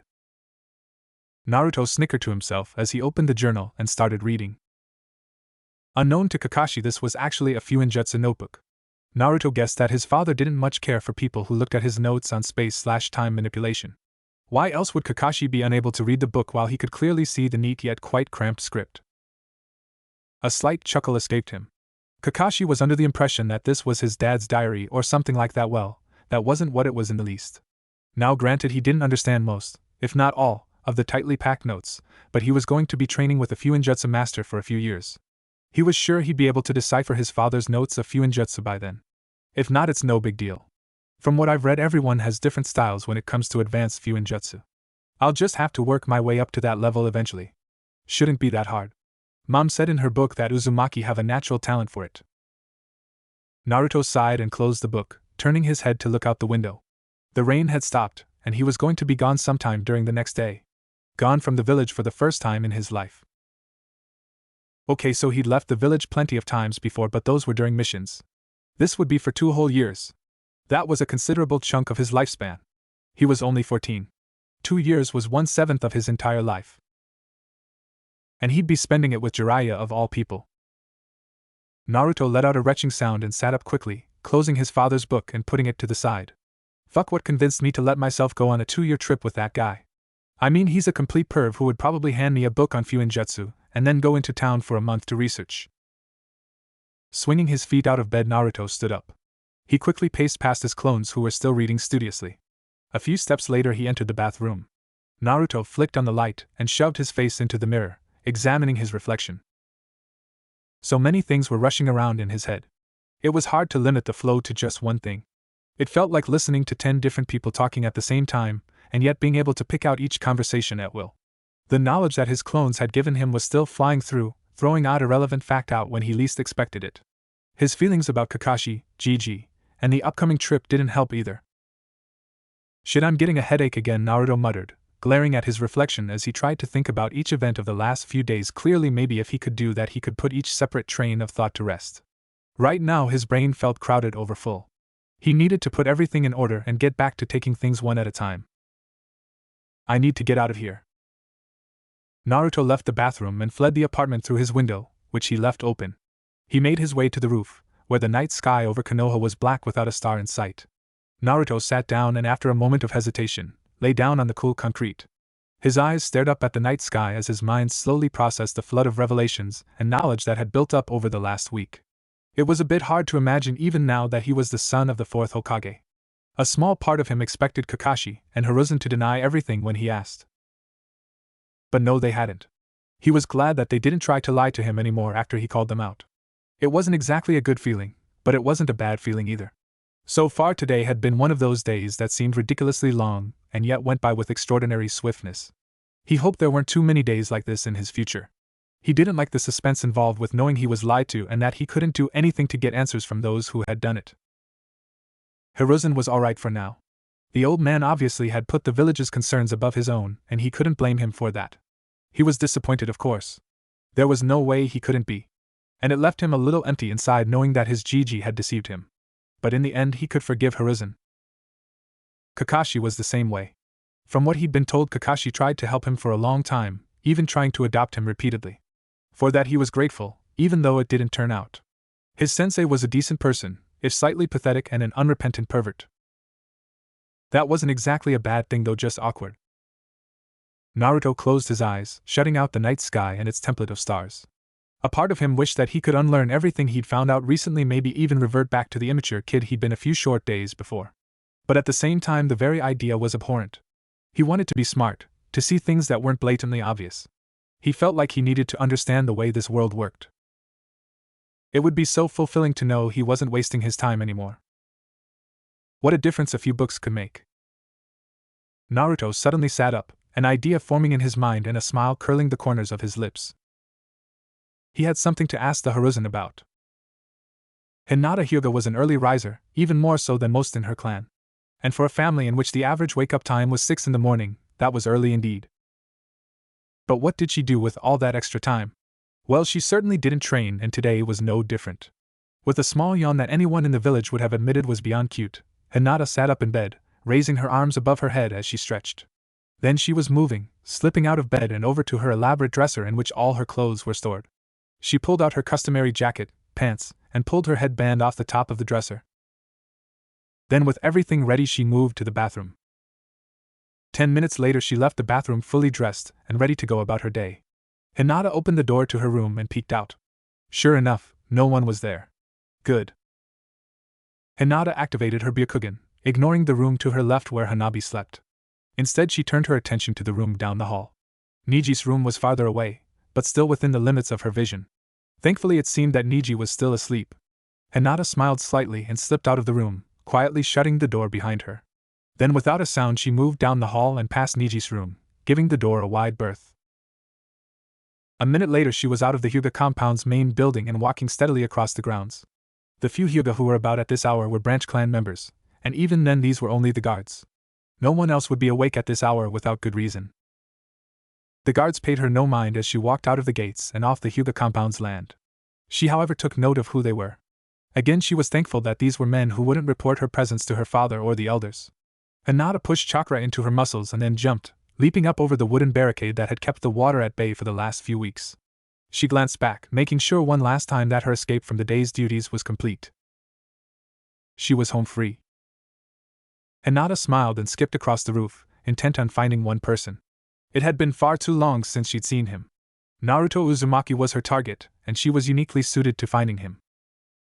Closing her eyes, Hinata allowed her mind to calm. Then she opened them, activating her Byakugan. Her head turned slowly as her focus shifted, allowing her to see in greater detail. Once her path had been chosen, Hinata blasted off eastward. 5 minutes later she touched down on the building across the street from Ichiraku's. Sure enough, she could see the orange pants sticking out from below the curtain. Her cheeks reddened slightly as she knelt down out of sight and continued to observe the blonde boy, wishing she was down there with him. After a few seconds passed, she was able to pick his voice out along with that of his Jonin sensei. She settled down to listen. Naruto, your idea is ingenious. Kakashi smiled beneath his mask. In fact, I'd be scared that you might use that on me at some point. But it would definitely work to keep Jiraiya focused on your training. I know, right? Can't have him going off and leaving me on my own now, can I? But you know the problem with that, right? What? Kakashi I smiled and held up a finger. There's only one person in the village capable of making a seal like that, and that person is Jiraiya himself. I doubt that he would willingly put that kind of seal on himself merely for your benefit. Oh, that? I already came up with something to get around that. How? Well, you know how big a perv he gets around Granny Tsunade, right? Of course. Naruto grinned. What do you think pervy Sage would do to get a free feel on her tits? Kakashi paused. I'm not sure that's a valid question. The silver-haired Jonin seemed to consider it for a moment. Anything short of dying or having his balls cut off, I think he'd be fairly comfortable with. Exactly. Naruto gestured to himself. Just like I'd do anything for a lifetime supply of ramen, he'll do anything to cop a feel. But the biggest weakness he has is Granny Tsunade.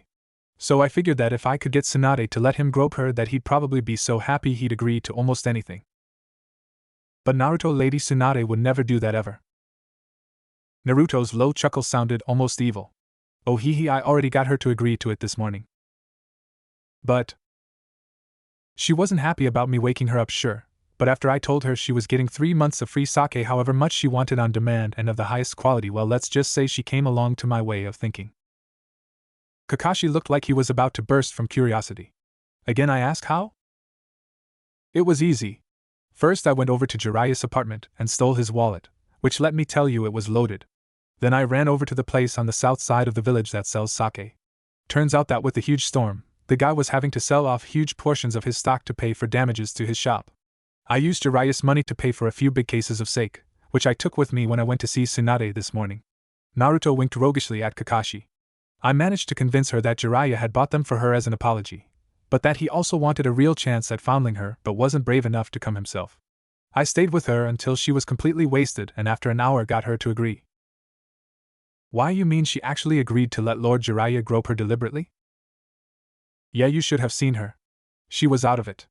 Almost drank every bottle I brought her. I was wondering where she put it all. I'm bad enough with ramen, but she was completely ridiculous. Anyway, I got her to agree to let Jiraiya mess with her, and that's when I came over here. I wanted to know if you had anything to add to the seal. Besides the part of the seal that cuts off blood flow to his nether regions? Yep. Or the part that alters his taste buds, making alcohol taste disgusting to him? That too. Well, I would advise you get Lord Third to add a boundary seal over that so that Jiraiya doesn't simply remove it from himself at a later date. Naruto considered this for a second, then nodded. Yeah, I can see how that would help. Thanks for mentioning it. I'll tell Gigi to do that, he chuckled. I can't wait to see Jiraiya's face after the first month when he realizes that he won't be able to do research instead of training me, hee. Kakashi deadpanned. The Jonin turned away from Naruto and to the smiling form of Ayame Michiraku, who was wiping down the bar. So Ayame-san, what's your opinion on Naruto leaving for so long? The girl looked up from her task, her eyes a bit sad, but a smile lingering about her lips. I think it's great. He'll be able to get out and see the outside world like he used to talk about. Plus, from what I hear, he'll be getting trained by one of the Sannin, not something that every blonde baka gets a chance at. Hey! I'm not stupid! Sure, Naruto-kun. Just remember not to let that old pervert taint you. I'd hate to have to chase you around with my ladle when you get back. She smiled and raised the improvised weapon in a semi-threatening manner. You should know I didn't become a cook under father. I was trained by someone else entirely. Kakashi and Naruto were both looking at the pretty brunette with twin looks of horror. Neither of them could overcome the feeling of absolute dread that overcame them in that very moment. Naruto swallowed hard and glanced at his sensei. Kakashi in turn glanced at him. I am Nei-chan is scary. Indeed. The girl pouted adorably as she shouted, I am not. Naruto pointed an accusing finger at her. R2. I bet that's how you got the street around Ichiraku's fixed so fast. You probably scared all the ninja into doing the part in front of this place first. I.M.'s next words were interrupted by a shout from the back. Well, looks like the kid's not nearly as dense as we thought. Oh, shut up, Dad. Naruto chuckled while Kakashi scratched the back of his head nervously. Anyway, I am Naruto. I have some duties to attend to. But I would advise you going to see Hokage-sama soon. You don't have long before you leave. And 3 years is a long time. The blonde nodded. I know, see you later, I guess. He grinned suddenly and demolished his bowl of ramen with speed that equaled and surpassed his father's. Then he was gone like an arrow from a bow. Kakashi sighed and stood, having no food to finish. He then turned only to be stopped by a sweet voice. Oh dear, Kakashi-san, are we forgetting something? The copy ninja felt a chill run up his spine as he turned to gaze backwards with his one visible eye. What he saw he would vow never to speak of in his life other than to his kids, and that was only 50/50ths. I.M.'s eyes had turned from brown to a violet purple and they were squinted nearly shut. A dark violet aura dripped from her skin as she held aloft the ladle as though it were a ceremonial sword, and a snarling demon mask was materializing out of thin air behind her. With speed that matching the Hiraishin, Kakashi's wallet along with every bill in it was dropped on the counter, while the Jonin fled the scene. A few seconds later the aura dropped, and I.M. wilted like a dying flower. Taking out a handkerchief from her pocket, she wiped her now sweating face as she thought, damn, that takes a lot out of me. I wonder what kind of monster sensei must have been to use that all the time? Or maybe it's just because I have low genin chakra reserves. Oh well, the look on Kakashi's face was so worth it. I.M. smiled and stepped out from the front and into the back of the shop to yell at her father, but the elderly man was unconscious, pale, and sweating in the corner. His lips twitched in his nightmarish slumber. Nalahime, protect me, our daughter has become such a terrifying young woman. I.M. sighed and shook her head. The technique didn't do any physical harm, why were people so afraid of it? Oh well, she got paid and there was a generous tip too. With a smile she got around to waking her old man. Hiruzen Sarutobi woke with a start. His aged eyes opened quickly as he looked around his office. His lips twitched into a smirk. How long had it been since he'd stayed overnight in his office? Well, truth be told, it had been a long time. He missed the feeling of being a studious and active shinobi. Of course he was still acting Hokage, but that wasn't what he meant.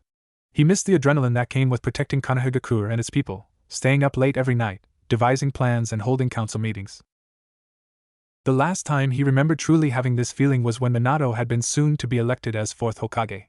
Back in those days everything seemed perfect. The war was pretty much over at that point, the village was intact, and with the Yellow Flash as the next Hokage it seemed like the Hidden Leaf was untouchable. Was it Naruto's discovery that prompted this sudden inpouring of inspiration? After all, he'd been walking on proverbial eggshells, praying that Naruto didn't wise up too soon and alert the village to his true identity. Thankfully the boy seemed to have matured to an astounding degree in a very short time. Maybe he always had the potential to do so, and it was just hidden up till now. Regardless of where his energy had come from, Hiruzen was determined to make the most of it. He sat up and scanned his desk, and in particular the seal that was laid out in front of him. His mind flashed back to the events of the previous day. He knew that Naruto was right. Jiraiya was a complete and utter pervert, with few if any distinguishing personality traits besides stubbornness to offset that. If Naruto was to go off for 2 years, or more, you never really knew, then he would need to be trained by Jiraiya to survive out there. And therein lay the problem. Jiraiya, for all his power and skill, was a king in the world of procrastination. Perhaps surpassing even himself in that regard. He would put things off constantly, and what was more, he usually came back blind drunk. And he didn't even have the dubious honor of having Tsunade's godlike resistance to alcohol. If Naruto went with him at this time, there would be nothing more than a repeat of his first trip with the Toad Sage. In other words, he would be gone for years and probably come back with at most 3 new jutsu and a hell of a lot bigger chakra reserves. At least that's what would happen if Naruto did nothing to further his own learning, which a month ago he would have been incapable of doing. Either way, the boy needed a way to make Jiraiya do his job for once. Hiruzen rubbed his eyes as he smoothed over the seal diagram on his desk. This would fit the bill nicely.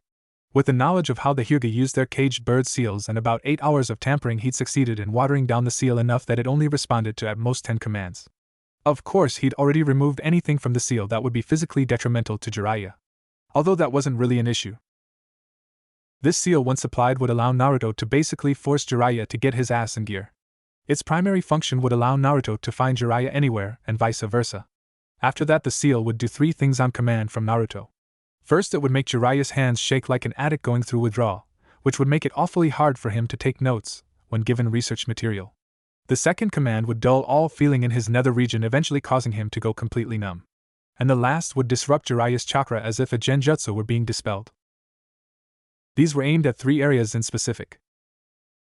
First was to prevent Jiraiya from getting distracted in the first place. If he wasn't getting horny, he'd be much less inclined to drop Naruto off somewhere and peep. The second was designed to prevent him from writing or taking notes when he did have the opportunity to peek, and third would allow Naruto to dispel that troublesome light deflection technique that Jiraiya could use. Hiruzen smiled as a thought sprang into his mind. Yes, that might just work. A knocking at his door caused him to look up. Come in. The door opened and Naruto peeked in, a devilish grin plastered on his face. Is now a good time? Hiruzen smiled right back. Never better, actually. Come on in. Tsunade Senju peeled her drool-covered face off the arm of her couch and sat up. She had been awake for nearly an hour already, trying to piece together what remained of her self-respect. It wasn't easy. In fact, she didn't know if she could ever do it. Why?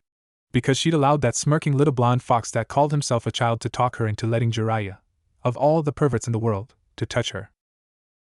Sure, she was completely wasted at the time, so a reasonable person could probably get out of this easy, but such is not the case with her. She was notorious for her ability to drink a line of people under the table, one after the other in some cases. In fact, in Demon Country, she had become a local legend for challenging an entire guard's barracks to a drinking contest. Which she won, by the way. But so was the problem. She had known what she was agreeing to at the time, no matter how blind drunk she'd been. The fact that she even remembered doing it at all was proof enough that she knew what she was agreeing to. Oh, how she hated herself. She could admit to herself that she liked Jiraiya. In fact, in some of her more reasonable moments, she could probably admit to caring for him even more than that, but it was her pride that refused to let anyone else know that. And now she was letting that perv grope her on a promise from a teenager Okami. What was the world coming to?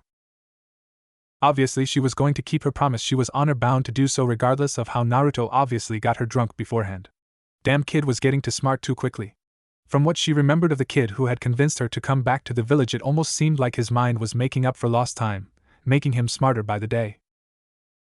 Tsunade blinked olishly as she saw Shizen out cold with her face on the living room table, a half-empty bottle of sake by her head. The soon-to-be 5th Hokage felt her eyebrows twitch as she leaned forward to grab the bottle. She popped the lid and took a long swig. Peach FT. Lightweight. Hinata nodded to herself as she watched her father's head fall forward into his breakfast with a small thump. Off to one side, Hanabi, her precious and far too serious little sister, was already mumbling in her sleep. Niji, well, he didn't want to come down for breakfast, so she ambushed him and tied him up. He was still unconscious in his room. As for the rest of her clan, the elders would be in no position to follow, and the side branch had already been dealt with. Herbs borrowed from the hospital to put them to sleep at breakfast. The eldest daughter of Hayashi Hyuga felt her face tighten with determination. Once more she felt her chest burn with commitment, as she reaffirmed her resolve. The Hyuga clan was out of commission for at least a few hours. Her bags were packed. And there was only one thing left to do. I'm not letting you leave without me, Naruto-kun. Naruto lamented the fact that he didn't get to see it happen. After his talk with Hiruzen, Tsunade had come in, and sure enough Jiraiya had followed, although he was looking rather worse for wear. After that, things had gone pretty quickly. He'd been told to leave the room along with Hiruzen. Naruto still remembered standing next to the old man on the 2nd floor of the building, waiting for it to be over. Then they were called back up. Jiraiya had a shit-eating grin on his face and a newly acquired broken nose. When asked what he'd done, he only answered with an enthusiastic 109.063 centimeters exactly. After that enlightening little detail, Naruto had been dragged through the rules he was being given by Hiruzen, such meaningless things as behave yourself and do what Jiraiya says, yeah, as if he'd be following those. But all in all, it wasn't bad until Hiruzen explained to Jiraiya exactly what he traded his 10 seconds of heaven for. Naruto again left the room, but this mainly because he had no interest in seeing Jiraiya naked as he was branded by Hiruzen's and his seals. When he returned, Jiraiya had lost a bit of the shine in his eyes, Tsunade was looking smug as a kitten with a belly full of cream, and Hiruzen was trying hard not to laugh. A half an hour later, Jiraiya and his illustrious self were standing at Konoha's gates. The water had already left the village, leaving the streets muddy pits. Luckily for them, they were shinobi and not civilians having to slog through the muck. Hiruzen and Tsunade finished giving them their farewells, Tsunade's goodbye to Jiraiya coming in the form of a fist in the gut. On the other hand, Hiruzen had hugged Naruto and told him to be safe and to hurry up and come back to be Hokage, since heavens knows what will happen under Tsunade's watch. The old man had dodged an aggravated swipe from his former student after that. Naruto for the moment couldn't be happier, even if he felt apprehension towards coming events. Oh well, he'd cross all the bridges when it was time. For now he was content with a well-sealed Sannin as his sensei, and 2 years to improve himself. Hiruzen had one last thing to say before he left. Now remember, Naruto, Hiruzen smiled in that grandfatherly way old men sometimes have. Don't be afraid to send me letters too. Since you have the toad summoning contract, you can message me whenever you like. And he grinned wickedly for a brief moment. Do find yourself a girl while you're out there. With all the restrictions on Jiraiya-kun, that may be my only hope for a new volume in the Ika series in the near future. Perv. I knew it. Hiruzen winked at him. And Naruto-kun, don't mark me off the list quite yet. You might not enjoy Jiraiya's books, but you'll eventually learn to appreciate the female form. Just you wait. Naruto's eyes blazed with silent recrimination. Perv. Tsunade smirked and elbowed the elderly Kage, the move almost knocking him to the ground. Ha! Maybe there's hope for the next generation after all. Well, see you, Naruto, and she reached into her pocket and pulled something out. Here's a book I have been writing. It's not finished, but it will be by the time I'm Hokage. Naruto took the book and looked at the cover. Yin and Yang, the art of splitting chakra. Tsunade Senju. What is this about? Tsunade crossed her arms. In order to make chakra, you must combine physical energy and mental energy. This becomes chakra, however, this doesn't necessarily need to be a balanced process. Yang chakra is chakra that is predominantly made of physical energy, while Yin chakra is the polar opposite. Both contain only trace amounts of the other type. I can store Yang chakra in a seal over the course of months and years and then access it all at once, temporarily giving me an incredible regenerative factor. You saw a small part of its power in my fight against Orochimaru. His eyes went open wide. You mean the thing you used to heal instantly and beat Orochimaru team into the ground? How can I use that? You couldn't, she said bluntly. Unless you live for a few hundred years, an unlikely occurrence, you would never be able to attain the perfect chakra control needed for the technique I use. However, with use of Fuinjutsu, of which I am admittedly no master, I believe you could make excellent use of the principles of Yin and Yang chakra manipulation.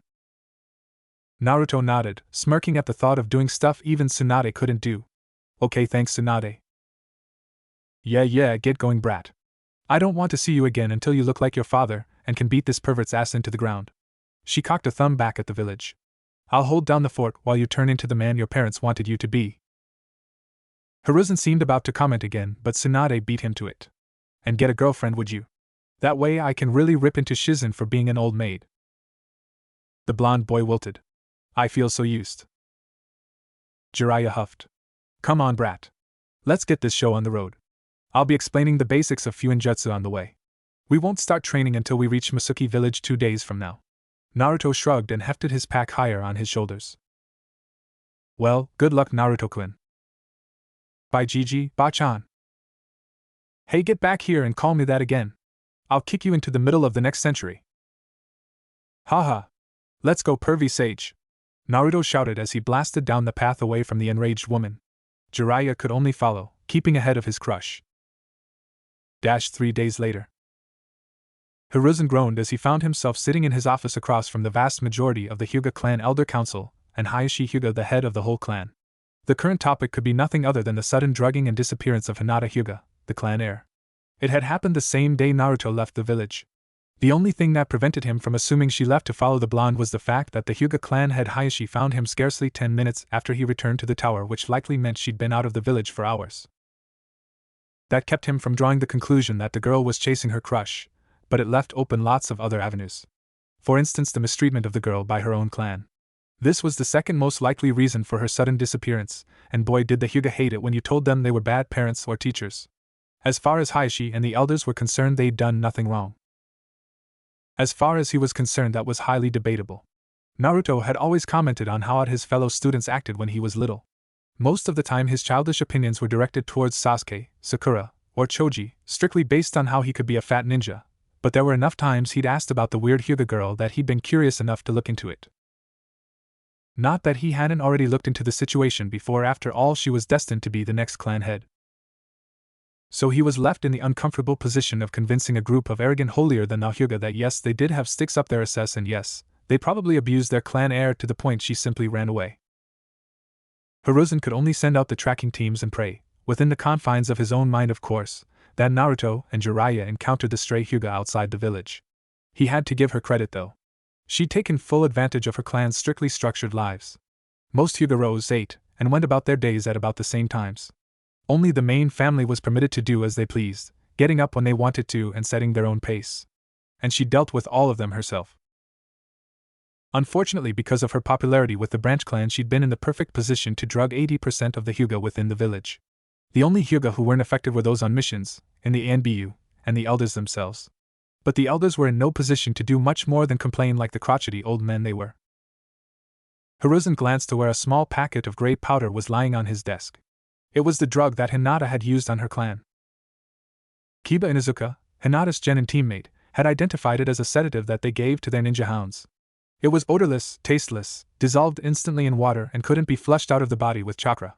Supposedly, the Inuzuka clan used it when their hounds required extensive medical treatment. And about 6 pounds of it had gone missing the day before. He didn't think she'd been planning this for a long time. The girl was smart. Timid, but smart. This was well thought out. However, from what he knew of the girl now, he seriously doubted that she'd started planning this for more than a week. Otherwise, she would have stolen the sedative in small doses over time to avoid being caught. Something had provoked her to leave when she did.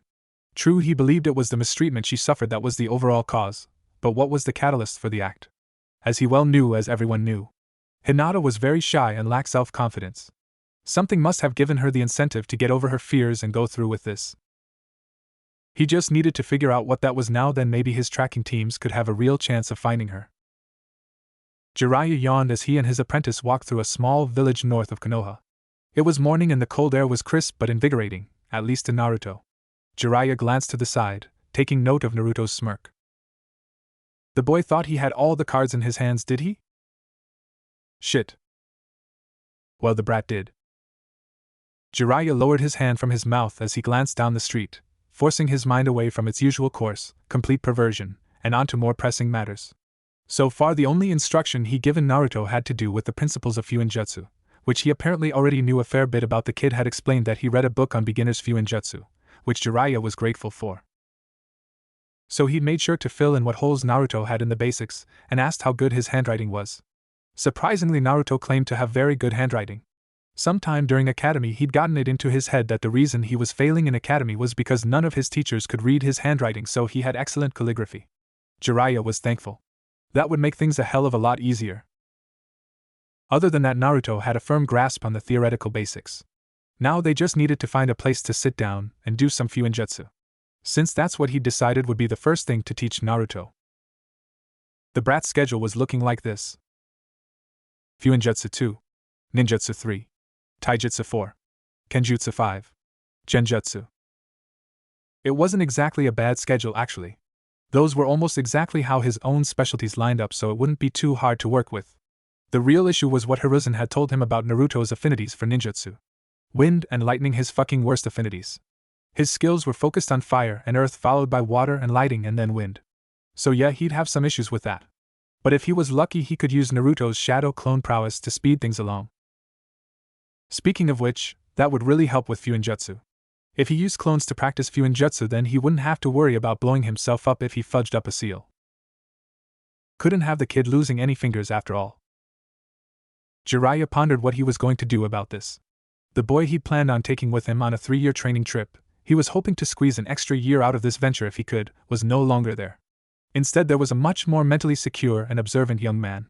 Sure, he was only 14, but that didn't mean anything. Naruto could be at his father's level in 5 years. Minato only had a small head start on his son, and Naruto was a Jinchuriki. His father never had many problems, but one of them that he did have was chakra. The Namikaze clan was known for having slightly below average reserves and excellent control, but Naruto would never have an issue with needing more chakra. So that made things much easier. Plus, Minato never used shadow clones for training. That alone could turn Naruto into a literal monster in no time at all. Jiraiya could already imagine it. Naruto, if what he'd seen of the boy so far panned out, could probably make a couple hundred shadow clones by this point. If he then focused all his training on one thing, for example wind chakra manipulation, Jiraiya did the math.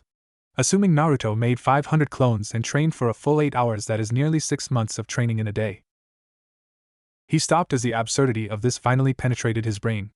Naruto, the blonde idiot who couldn't stop saying believe it, to save his life could train for half a year in a single day. That was insane. As in completely and utterly insane. Jiraiya now understood the real reason why the shadow clone jutsu was in the village's forbidden scroll. If anyone else learned that jutsu who had large enough chakra reserves, they could become massively strong in a very short amount of time. He honestly didn't know why Kakashi didn't use them to train, or even himself. So in other words, Naruto was going to be overpowered as fuck by the time 3 years passed. This wasn't a bad thing, of course. It was a very, very good thing. He just didn't know how he was going to cope with having a kid a fourth his age that could easily kick his ass. All in all, it was a disturbing thought. Naruto might surpass him in a handful of years if he made proper use of his clones. Catching up with the Sannin in a few years, dear Kami, what has been created here? Jiraiya shivered a bit. He didn't really want to know. Instead, he forced himself to pay attention to his surroundings once more. His body had been on autopilot for quite some time, and he needed to make sure Naruto didn't get into trouble. From what he'd been told, Naruto was a magnet for trouble of all kinds. He really didn't want to have to report to Hiruzen that a village was destroyed on their 3rd day out. It wouldn't look good on his resume. He glanced around. Sure enough, Naruto was nowhere in sight. Jiraiya cursed and turned a full circle, his eyes searching for that spiky blonde hair. Thank Kami, he's right. Thy, who is that? Jiraiya's eyes narrowed as he watched Naruto and 3 clones helping a girl carrying groceries down the street in the opposite direction. It seemed as though the blonde and the girl were chatting up a storm. How dare he? How dare the kid just run off to help a cute girl without telling him? Didn't he understand the teacher-student dynamic at all? Naruto was supposed to be the chick magnet for him. It wasn't right that he should just toddle off to help the first pretty young thing he saw and offer to help. He should have tapped him on the shoulder and given him the chance to go in for the kill. Jiraiya, filled with self-righteous indignation, ran down the street towards Naruto and the young girl, already having forgotten about finding a place to practice Fuinjutsu. He caught up to them in a few steps, just as they turned into a shop. Naruto was laughing as he went. Damn that Gaki. Adjusting his clothes and posture for maximum effect, Jiraiya made sure he was ready and then walked into the shop. Immediately he saw Naruto setting the groceries down on a table while the girl, a diminutive redhead wearing a tan sleeveless jacket, unloaded the bags. He stopped and watched them for a moment, suddenly caught by the similarities to Minato and Kushina. Hey, I never caught your name. The girl was asking. Oh, my name is Naruto Uzumaki. She gasped. No way, an Uzumaki? You bet, but I never knew my parents. My mom was from the clan, but dad wasn't. I'm an Uzumaki though. How is it you're from the same clan? I thought Uzumaki were supposed to have red hair. See? She curled a lock of her hair as if showing him. I'm Amaru Uzumaki. Naruto shrugged. My dad was blonde. Got it from him. Cool, so do you have any family from the clan? I know, he shook his head. I'm an orphan and I lived alone my whole life. Me too. She bit her lip. Hey, what do you say about coming with me and my sensei? I'm sure he would take you on. We could be like family. She saw his frown. I mean, if you don't have anything else to do. Naruto shook his head. It's not that. He reached into the pouch at his side and pulled out his headband, which he'd taken off before entering the village. I'm a ninja of Konoha. I couldn't just go off for no reason. Besides, I'm on a training trip with my sensei right now. A shinobi? Yeah? What about it? I've always wanted to be a shinobi. But sensei says that being a doctor is better because you help people without causing harm. I don't know about that. Naruto glanced at her, somewhat curious. Who is your sensei? His name is Shinu. He's one of the best civilian doctors in the elemental nations. At least that's what he says. I know he's really good at what he does, but I still have my doubts about whether medical ninja are better at healing. Sensei can help people who are too far gone.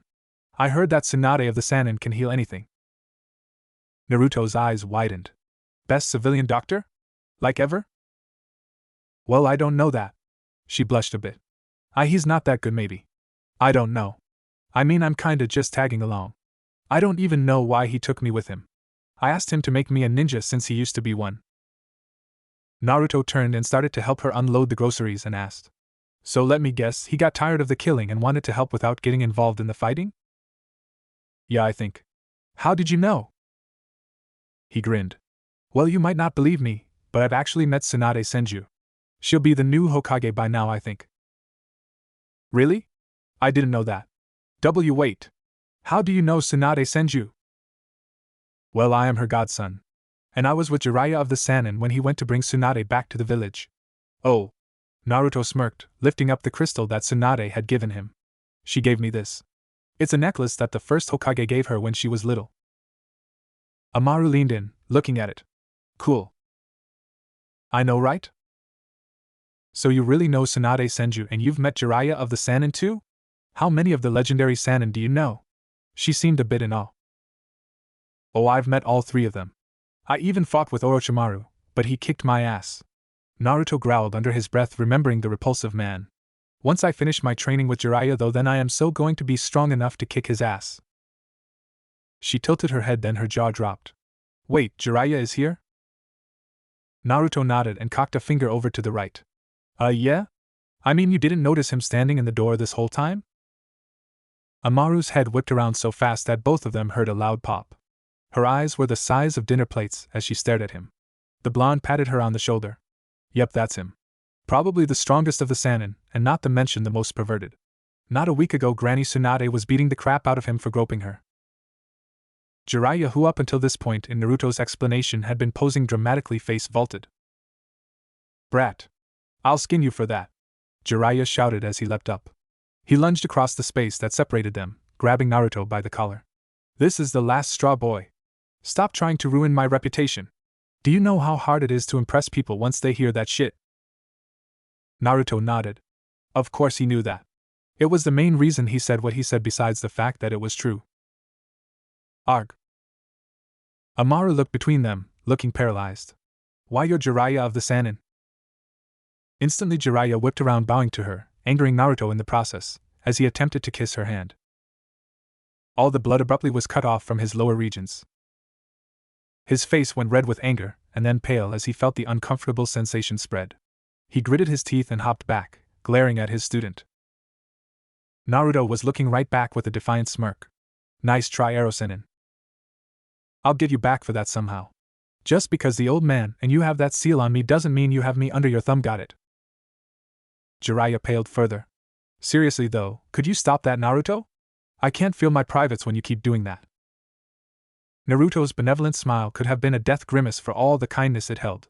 Say you're sorry, Erosenin. Why? Because I said so. Grr.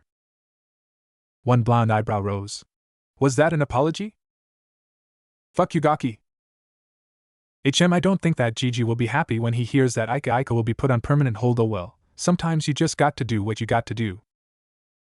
It's starting to hurt now, damn it. It's not funny anymore. On the contrary, sensei. I find this hilarious. Damn you and your increased vocabulary. Is that even an insult? Guh. Amaru backed away from them, her eyes still wide as the Sannin fell to his knees, clutching at his groin. She blinked rapidly at the blonde boy who seemed to be causing the Jiraiya unimaginable pain. Just who was this kid? But no! She refused to think he was cute. But honestly, what were those marks on his face? Naruto nudged Jiraiya with one foot. Erosenin? Are you still alive? If you apologize, I'll stop the seal. Sorry. I don't think Amaru-chan heard you. I said I'm sorry, damn it. I'm a horrible perv. Now just stop crushing my balls already. Amaru saw Naruto step back as the Sannin abruptly let out a sigh of immense relief. The huge man's muscles uncoiled and he just lay there on the floor. Naruto kicked him again in the side. Hey, did you hear everything, Erosenin? Amaru here is an Uzumaki like me. Just give me a second. Jiraiya grumbled as he forced himself slowly to his feet. His face was still damp with sweat. He wiped at his face with one sleeve and then straightened up, making himself at least somewhat presentable. Then, and only then, did he turn his attention to Amaru. His dark eyes fell on her, giving her a serious once-over. She was fairly short, looking about 13 or so, maybe younger. Her red hair was longish, cut to shoulder length with bangs on either side of her face. Her eyes were a deep ocean blue while her skin was a deep tan. Jiraiya noted that she didn't have much muscle definition, that he could see probably a civilian. His inspection done, he reached out a hand for her to shake. Jiraiya of the Sannin. Sorry about the scene. Me and my student don't quite have the student-slash-teacher relationship worked out yet. She nodded and took the offered hand, shaking once before looked back to Naruto. So he is an Uzumaki? Jiraiya nodded. He is, but unlike him you actually look like one. Or at least the hair and eyes match. Your skin tone is a bit dark for an Uzumaki, but he's the same way. Naruto shrugged. I got my looks from my dad. That you did. I just wish you could have as much respect for your elders as he did. You wish. Jiraiya's eye twitched. Yes, I do wish. He turned back to Amaru. So I heard you're traveling with Shinu. I've heard of a traveling healer by that name, although I've never met the man myself. I suppose you're acting as an apprentice of sorts. Not really, she blushed a bit with embarrassment. I don't really want to become a healer. I wanted to be a ninja. But I guess I sort of like being a healer. It feels good to help people. Yeah. I can agree with that. But shinobi are the ones who solve the problems that healers like him deal with. He may help people without causing harm, but if everyone is a healer instead of a warrior, then there's no one to stop problems before casualties happen. Jiraiya shrugged. Anyway, I'm a bit skeptical of healers who don't use chakra of some kind. If you don't have medical ninjutsu, there are only so many wounds you can treat. Trust me. I've been injured enough to know. Naruto nodded sagely. Yup, I had the arteries around my heart severed by a chakra scalpel. Almost killed me, but Granny Tsunade healed me. Amaru looked between them, her eyes a bit sad. I know that. Maybe she frowned, seeming confused as to what to say or do next. I think I need to find Sensei. She turned and ran out of the door, disappearing from sight. Naruto moved to go after her, not wanting to lose contact with a member of her clan so soon. But a second later she poked her head back in the shop. Maybe we could meet at the village entrance, Naruto, the day after tomorrow? Sure. Okay. And then she was gone. He watched for a moment, until he felt a large hand fall on top of his head. He glanced back at Jiraiya. What arrow Sennin? Let's go, brat. You can see your girlfriend later. For now I've lost interest in wasting time. We'll find a place to work on your Fuinjutsu and get down to work. Naruto crossed his arms. About time. Just follow me, Gaki. Please, oh please tell me we aren't going to go through this shit again. Naruto groaned as he looked at the scroll in front of him with an aggrieved expression. I've rewritten the same symbol 600 times and the other 15 symbols more than 1,000 times. He pointed an accusing finger at Jiraiya. And you won't even tell me what they're for? Standing off to the side, Jiraiya was doing his own training, but that was pissing Naruto off even more. Jiraiya apparently decided that he needed to work on his chakra control, so he was busy trying to form a Rasengan on the tip of his finger. It was completely unfair. How did he get to do that while he was stuck with writing the same freaking kanji innumerable times? Focus, Naruto. There's a good reason for the repetition. Fuinjutsu isn't like ninjutsu. If you fuck up a hand seal, the worst that can happen is literally nothing. If you get a single symbol wrong in a high-level seal, it could kill you. So you will continue to draw those symbols every single day in the morning until you can write 500 of each one without getting a single inconsistency. The hell? That's right. And once you're able to do that, then I'll have you making storage seals and minor explosive tags. And every morning you'll make 10 of each. I'll inspect them, and if they pass muster, I'll teach you a new seal afterwards. If you use your shadow clones to their full effect, you should be up to a decent level in Fuinjutsu in a few weeks. Naruto stared at Jiraiya wide-eyed. Weeks? How could it possibly take that long? You do realize how many clones I can make, right? A lot. But you don't understand. I've spent the better part of 30 years mastering Fuinjutsu. It's my own unique style learned from decades of refinement. You have no earthly idea how amazing it is to become competent with Fuinjutsu in a month. It took your father 3 whole years to get to the same level I expect you to reach in that time. I guess that isn't so bad, Naruto admitted. TSK not so bad, he says. Learning Fuinjutsu on par with most talented ANBU in a month. Ha! Jiraiya shook his head, muttering about ungrateful brats. Naruto, for his part, only glared at his sensei for about 5 minutes before going back to work. And the next day Naruto found himself standing in the same forest clearing with Jiraiya. The previous day had been spent almost entirely on Fuinjutsu. Naruto hated it. Not the art itself. That part was fascinating. But the way Jiraiya was teaching him was more than enough to put any normal person off wanting to master it. Now, today would be the first time Jiraiya addressed ninjutsu. Okay, brat. Show me all the ninjutsu you know. Jiraiya gestured to the woods around him. Hit this place with everything you've got. Naruto didn't move. He just stood there staring at Jiraiya for the longest time. And then he said, "You've already seen all the jutsu I know. I can use Henjin Kimawari, the Shadow Clone Jutsu, and the Rasengan. And that is literally everything I have." Jiraiya looked horrified. Really? You suck. Thanks for rubbing it in, Baka-sensei. The older man sighed and scratched his chin, watching Naruto fume. Okay then. I have a lot of work to do if that's the case. It is. Fine. We'll get right down to it then. I want 200 clones front and center. Naruto made the required hand seal, and a moment later the clearing was filled to the brim with orange-clad teenagers. The original, somewhere in the center, asked, "This plenty?" "Yeah, a little more than 200, but it's fine. Now I want all of them to move into the forest east of us and start practicing the Rasengan. Since it's so hard to keep it going, it will be an excellent way to get your chakra control down more. And maybe at the same time you'll learn how to do the Rasengan with one hand." Not a bad idea, I guess. Naruto nodded to his clones, and they headed east into the forest. This left the two ninja alone in the clearing. They waited until the sounds of carnage and destruction started behind them, then Jiraiya nodded to himself. Good, good. Now I want you to create about 400 clones, give or take. Once that is done, have all of them grab a single leaf from one of these trees. Naruto obeyed this order as well, his expression becoming a bit puzzled. A moment later the explosion of smoke heralded a good 600 clones. They filled the entire clearing and a good portion of the forest on either side. Jiraiya shook his head. That was 200 more than was necessary. I know, but it's hard to create so many accurately. Before now I was just making as many as I needed in the middle of battle. I let my instincts take over then. He shrugged. Anyway, he waited as his clones started to work on their small task. What is this for? Simple, Naruto. This will be how you master wind release. Each of your clones will attempt to cut one leaf in half with their chakra alone. Oh, I completely forgot that they used this exercise still. The book I read had students doing this with pebbles. Is this like the really easy way then? Jiraiya snorted. Yeah, easy, you tell me it's easy after you try ripping a rock in half with wind chakra. I'd like to see you try, kid. When I first learned how to do this, leaves were about all I could manage. He turned to his student, holding up a leaf of his own. I mastered the first level of wind manipulation, but I never even started on the second level. But since your main element is wind, you will eventually need to master even the third level. And if this is the first level, what is the third? Well, the second level is usually cutting a waterfall in half with chakra alone. Bullshit. Jiraiya shook his head.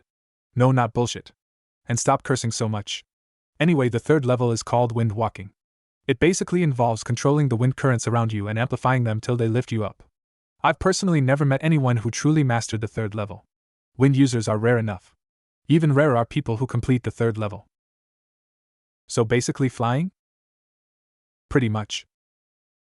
Cool. I'll be doing that by next year then at minimum. The Sannin looked down at Naruto with one raised eyebrow. Really now? Look who's determined. Just don't get ahead of yourself. I don't need you dying because you tried to use an S-rank wind jutsu. Naruto blinked up at Jiraiya. I didn't know there were enough high-level wind users to even come up with S-rank wind jutsu. From what I've read of history, only the previous Kazekages would have been capable of that, and they mainly focused on their magnet-style jutsu. There was a moment of silence. Since when did you read again?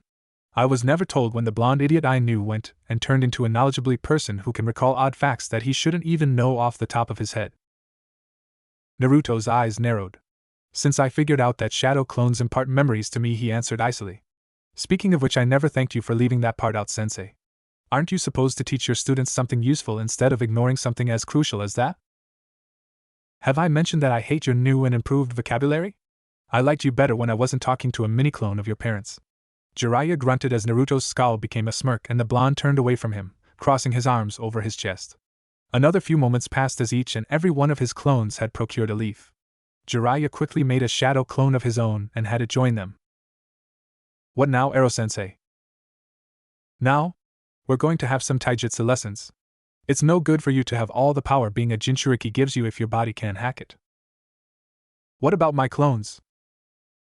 They will practice for a few hours and then dispel themselves in groups of 10 as not to knock you unconscious or cause brain damage. Once I see you start to look pale, we'll stop the taijutsu training and see how quickly you can cut a leaf in half yourself. Jiraiya grinned as Naruto groaned, perhaps realizing that the rest of his training regime was going to be just as tedious as what they did in Fuinjutsu. Sometime later, Naruto was lying on his back in the middle of a clearing, feeling like he'd been beaten up by a member of the Sannin. Or so, okay, he had been beaten up by a member of the Sannin. But at least he'd given Jiraiya a nice hard one in the groin before it ended. Not to mention his perverted sensei was still under the restricting influence of the accursed seal Hiruzen placed on him. That was something at least. But on to other matters. Naruto now knew without a shadow of a doubt why Jiraiya was called one of the Sannin. Because no matter what he tried, he simply couldn't touch the guy. Not for nothing. Not for anything. Oh sure, he managed to kick him in the balls, but that was a fucking lucky shot. The rest of the time he felt like he was sparring with a more brutal, more sadistic Kakashi, a Kakashi who took notes in order to make porn instead of reading actual porn. Naruto supposed that he was lucky though. By the end of the day he'd come immeasurably far with his wind manipulation. So far the Jiraiya, grudgingly, admitted that Naruto was a prodigy with his main element. He could now reliably cut a leaf in half smoothly in just over 30 seconds. Jiraiya told him that once he could do that instantly he'd be ready for level 2. Naruto didn't even want to know how long it would take him to cut a pebble. Like damn. How insane had he been to think a pebble would be easy? That book he'd read about training a wind affinity must have been talking about people who had already mastered the second level of wind manipulation. Cause he sure as hell couldn't imagine cutting a stone in half in less than an hour if that. But on to a different topic. Jiraiya had informed him that his strength was high chunin and his speed was low chunin. Both of which were pretty good for his age. However, he also told Naruto that his style sucked enough to make a whole whorehouse swear off blowjobs for life. Basically, Jiraiya spent 4 hours tearing his style apart like it wasn't even there to begin with. It was a disheartening experience to be so good at one thing and then to realize just how much he lacked in another, arguably more important, area. Hey Gaki. Naruto opened his eyes, seeing a shadow fall over him. Yeah, what is it, Ero-sennin? I hope you're feeling well because we've got trouble, Jiraiya stated bluntly. That didn't sound good.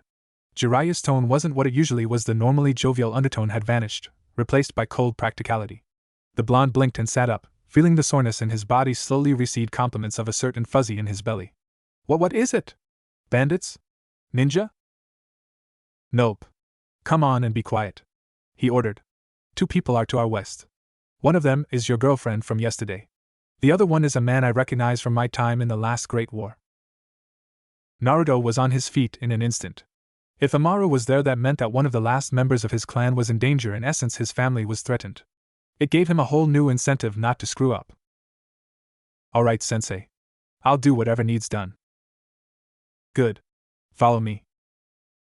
Naruto nodded and kept pace with Jiraiya as the larger man was suddenly streaking ahead, far faster than Naruto was accustomed to traveling. Fortunately, he wasn't known as a stamina freak for nothing, and not a minute later his body had warmed up and he was coasting along at the same speed. His thoughts turned to Amaru. Seeing her had been pure chance. She had been walking out of an alley laden with groceries when he just happened to look to his left. He'd instantly been spellbound, perhaps subconsciously, by her hair. The red wasn't deep or glossy. In truth, it was actually rather dirty, but it was the color itself that drew attention from him. Red, the same color his mother had. The same color that all Uzumaki traditionally had. Even if this thought hadn't been in the forefront of his mind, he'd instantly been drawn to her. He didn't know why. If someone asked him in that moment why he stopped to talk to her, eventually offering to carry the groceries for her, then he would have shrugged and said he thought she was pretty. That wasn't all of it, and the fact that she was attractive would normally have discouraged him. He'd always thought Sakura was pretty too, but since her normal response to his advances had been to punch him, he tended to stay away from the fair sex as much as possible. But Amaru was different. He could tell on an instinctual level. She'd suffered like he had. Not as much, but enough to understand his pain. Maybe he sensed it in the way she backed away from him at first. Or the reluctance she had to letting him carry her things for her. Perhaps it might have been the wary fear in her eyes when he smiled at her, expecting betrayal. It didn't matter. He'd offered to help and struck up a conversation with her. And then she told him her name, and whatever subconscious suspicions or ponderings he had rushed to the forefront. She was an Uzumaki. She was without a doubt family. His family in a time and place where he thought there was none left. Naruto growled as he kept pace with his sensei. Without his knowing, his eyes were turning a deep bloody red. Maybe it was the fact that he just lost Sasuke, his best friend, turning to the path of revenge and darkness. It could have been his lack of a family to call his own from the start. Or maybe it was a little of both. But right now he wouldn't let anything touch her. Pretty or not, nice or not, kunoichi or not, he refused to let her get hurt. Not when he just found her. Shinnu was scowling as he heard Amaru's sniffling from where she walked behind him. The village lay some miles at their backs now, and he was looking to increase that distance even more between now and nightfall. Hell, it might be a good idea to continue even in the dark. After all, Jiraiya of the Sannin was there. It had been absolute pure luck that the Sannin hadn't seen him on the street as he walked by. That would have been bad. Like really, really bad. All his plans might as well have been shoved in a blender and diced to paste. Jiraiya of the Sannin, one of the last people he wanted to see again so soon. It was bad enough that Amaru had decided to run off into the village without telling him, presumably on the basis of getting supplies. But now he had to deal with a man who had almost single-handedly destroyed the spy network he'd set up in the elemental nations. It had been a complete ruination of his plans to bring the land of Sky back to power with himself as its leader. Now the man was back, getting ready to mess things up again. If only there was a way to kill that man. But no, his dark chakra engine wasn't ready. Amaru herself wasn't ready. And without her, all his plans would fall into disarray. It would be at least another year before the psychological conditioning was strong enough to extract the creature from within her mind. Until then, he was only able to fight at Jonin level. And while this was still a Jonin of the Hidden Sky, a village that set its standards far above those of the elemental nations, he wasn't strong enough to fight a member of the Sannin. Especially not that particular member. At least not without backup, and certainly not when he had to assure the safety of the whiny red-headed brat with him. Perhaps the worst part was he needed to keep up the kindly healer routine, something he was no doubt good at. But it was a royal pain to be so goody-goody when he just wanted to butcher her sometimes. Indeed, he found it hardest to play his self-assigned role when he was forced to do something that dear old Dr. Shinnu wouldn't normally do. For instance, suddenly leaving the village where he'd been treating people with no good reason and then dragging Amaru off into the forest in the late evening hours.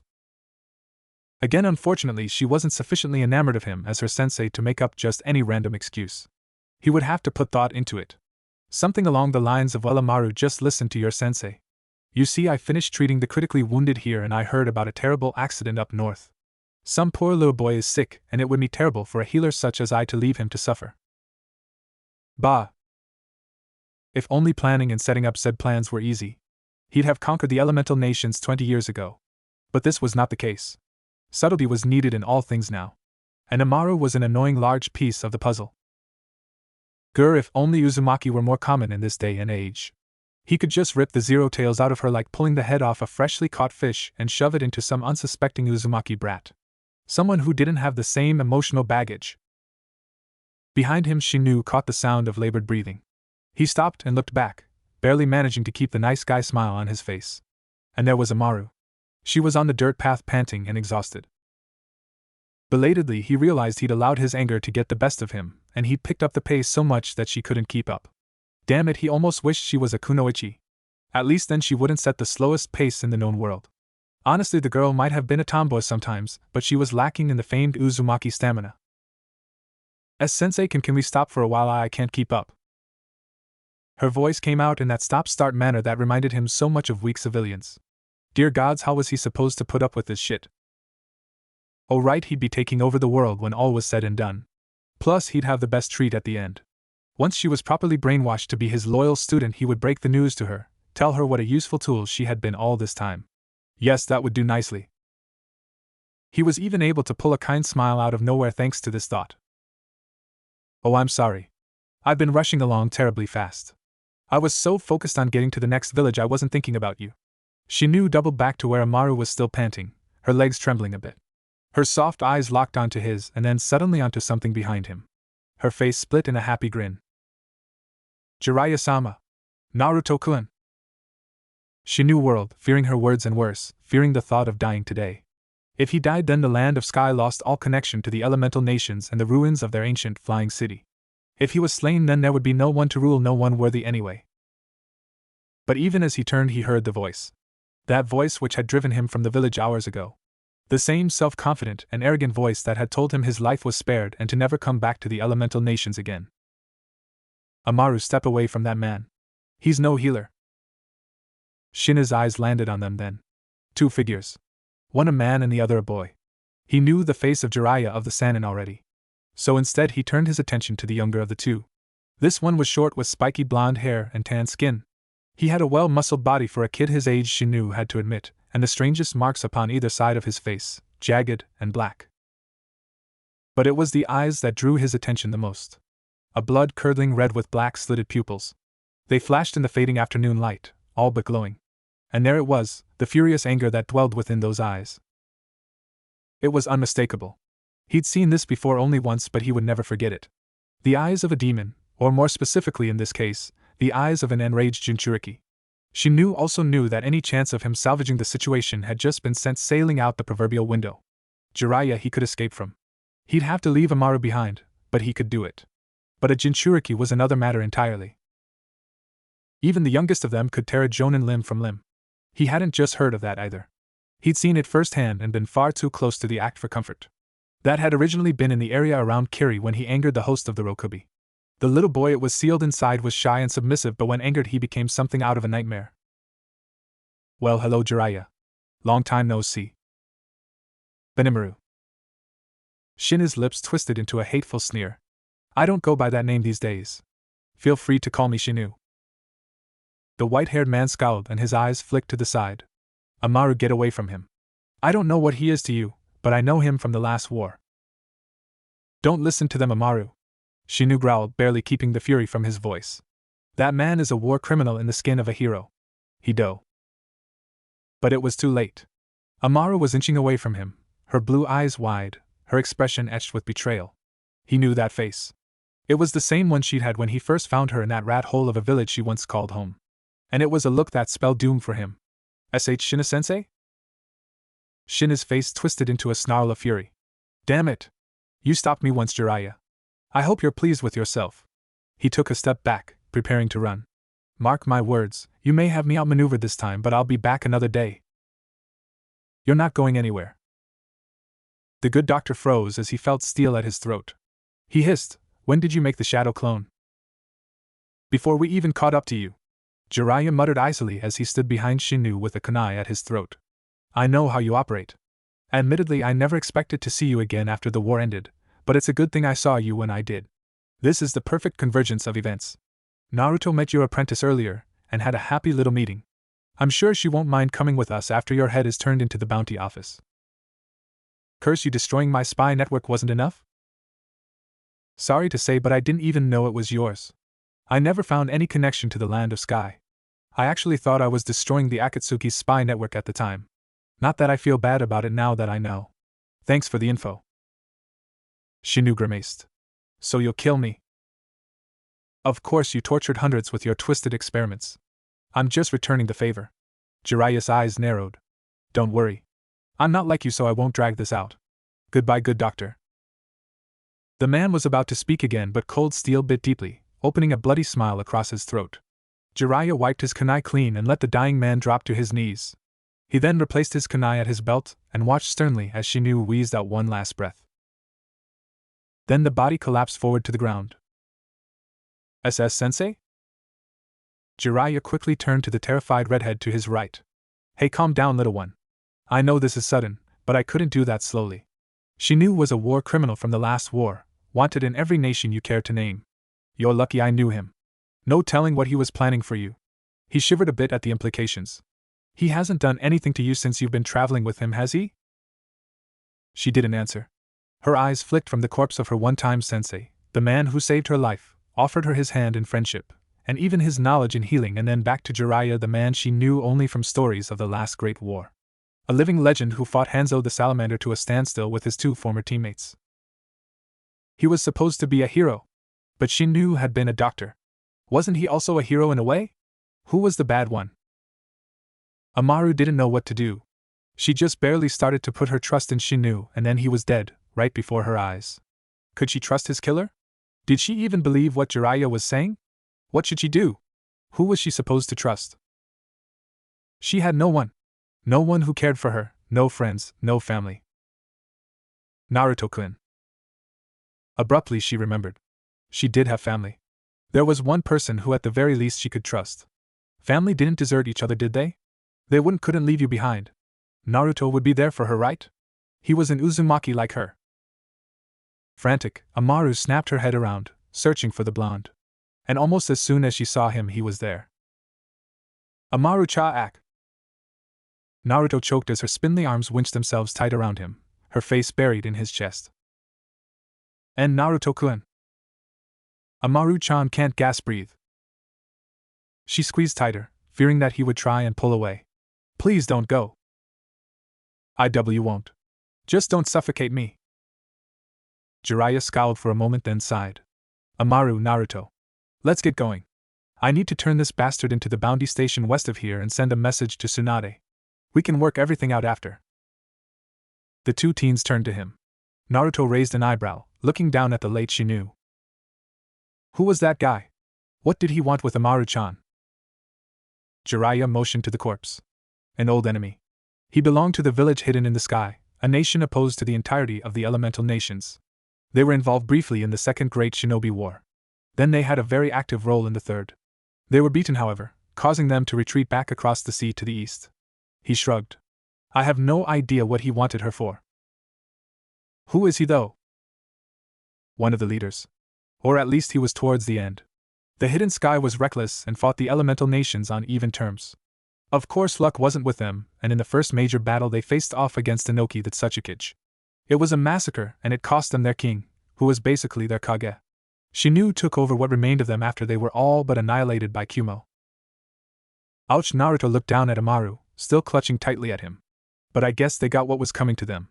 Give me a sec and we can get going. The blonde placed a hand on top of Amaru's head in an attempt to soothe her. Don't worry, Amaru-chan. Everything is gonna be okay now. You can stay with me and Ero-sennin while we travel. She nodded, still refusing to let go. Okay. Can you let go for a second? If you want, I can carry you on my back if you're tired. Amaru nodded again. Okay. Jiraiya sighed. Just pick her up, Naruto. She's in shock. It might be a couple hours or a couple days before she comes around. Then it could be weeks before she gets over this. I'll carry her if you get tired. Naruto shot his sensei a dirty look. I don't think so, perv. I'm not letting to grope the only family I have right now. Hey! I wasn't going to brat. The blonde huffed. First time for everything, I guess. Why you? Naruto ignored his sensei's self-righteous anger and picked Amaru up in a bridal carry, not bothering to try and get her on his back. Maybe later. Besides, he was more than strong enough to carry her. She felt very light in his hands. Almost too light. Let's go, Ero-sennin, Naruto said as he started walking down the path. Jiraiya's eye twitched madly, but he didn't say anything else. He merely followed after his apprentice with a resigned expression. It seemed as though Kami had fated him to be the underdog for the next few years. But I am so going to get my revenge when this is over, Naruto. I'll turn you into such a big pervert that girls far and wide will flock to you just to be part of your harem. And I will write about all of it. Ha ha ha. Ero-sennin, are you thinking about pervy stuff again? Brat. I thought so. Jiraiya abruptly started to lose feeling in his nether regions. What is he up to? Jiraiya frowned as he watched Naruto reading his father's diary from the comfort of his sleeping bag. It had been 3 days since Amaru had joined their group and he'd already sent the letter telling about her to Tsunade and Hiruzen. Right now, he was just waiting for a response in the nearest village. He figured that they'd be moving again soon. However, Amaru wasn't what he was thinking about. For the last 3 days, Naruto had been ignoring him. He had his nose buried in his father's diary whenever he had the slightest conceivable chance. And it was starting to worry him. Minato hadn't been a bad kid. On the contrary, Minato had been one of the kindest and most generous boys Jiraiya ever knew. Admittedly somewhat eccentric at times, but still a good kid and a better man. However, there were 1 or 2 traits that Minato had possessed which scared Jiraiya. And these were nothing more or less than Minato's uncanny cleverness and his almost insane recklessness. Now, one might wonder why Jiraiya was thinking about Naruto's father like this if the only thing the boy was doing was reading a diary. Yet Jiraiya had a suspicion. A suspicion that there was more to that diary than met the eye. Reading a diary written by the yondaime wasn't a problem. In fact, it might do the kid some good knowing how his father thought and dealt with things in his time. But if there was more in that journal, then he personally could see there might be problems. Where did this stem from? Jiraiya could tell you from personal experience Minato was just a little paranoid. Not a lot. A little. Just enough to make it damned hard to keep track of everything after he died. This came from growing up an orphan prodigy, and having everyone and their second cousin trying to suck up to you. And Jiraiya wouldn't have put it past Minato to use a diary as a secret Fuinjutsu notebook, or even worse, a reference book. This in and of itself wasn't bad either. But in Naruto's hands it could very well be a disaster. In the time since the boy's first Fuinjutsu lesson, Jiraiya knew he was a master in the making.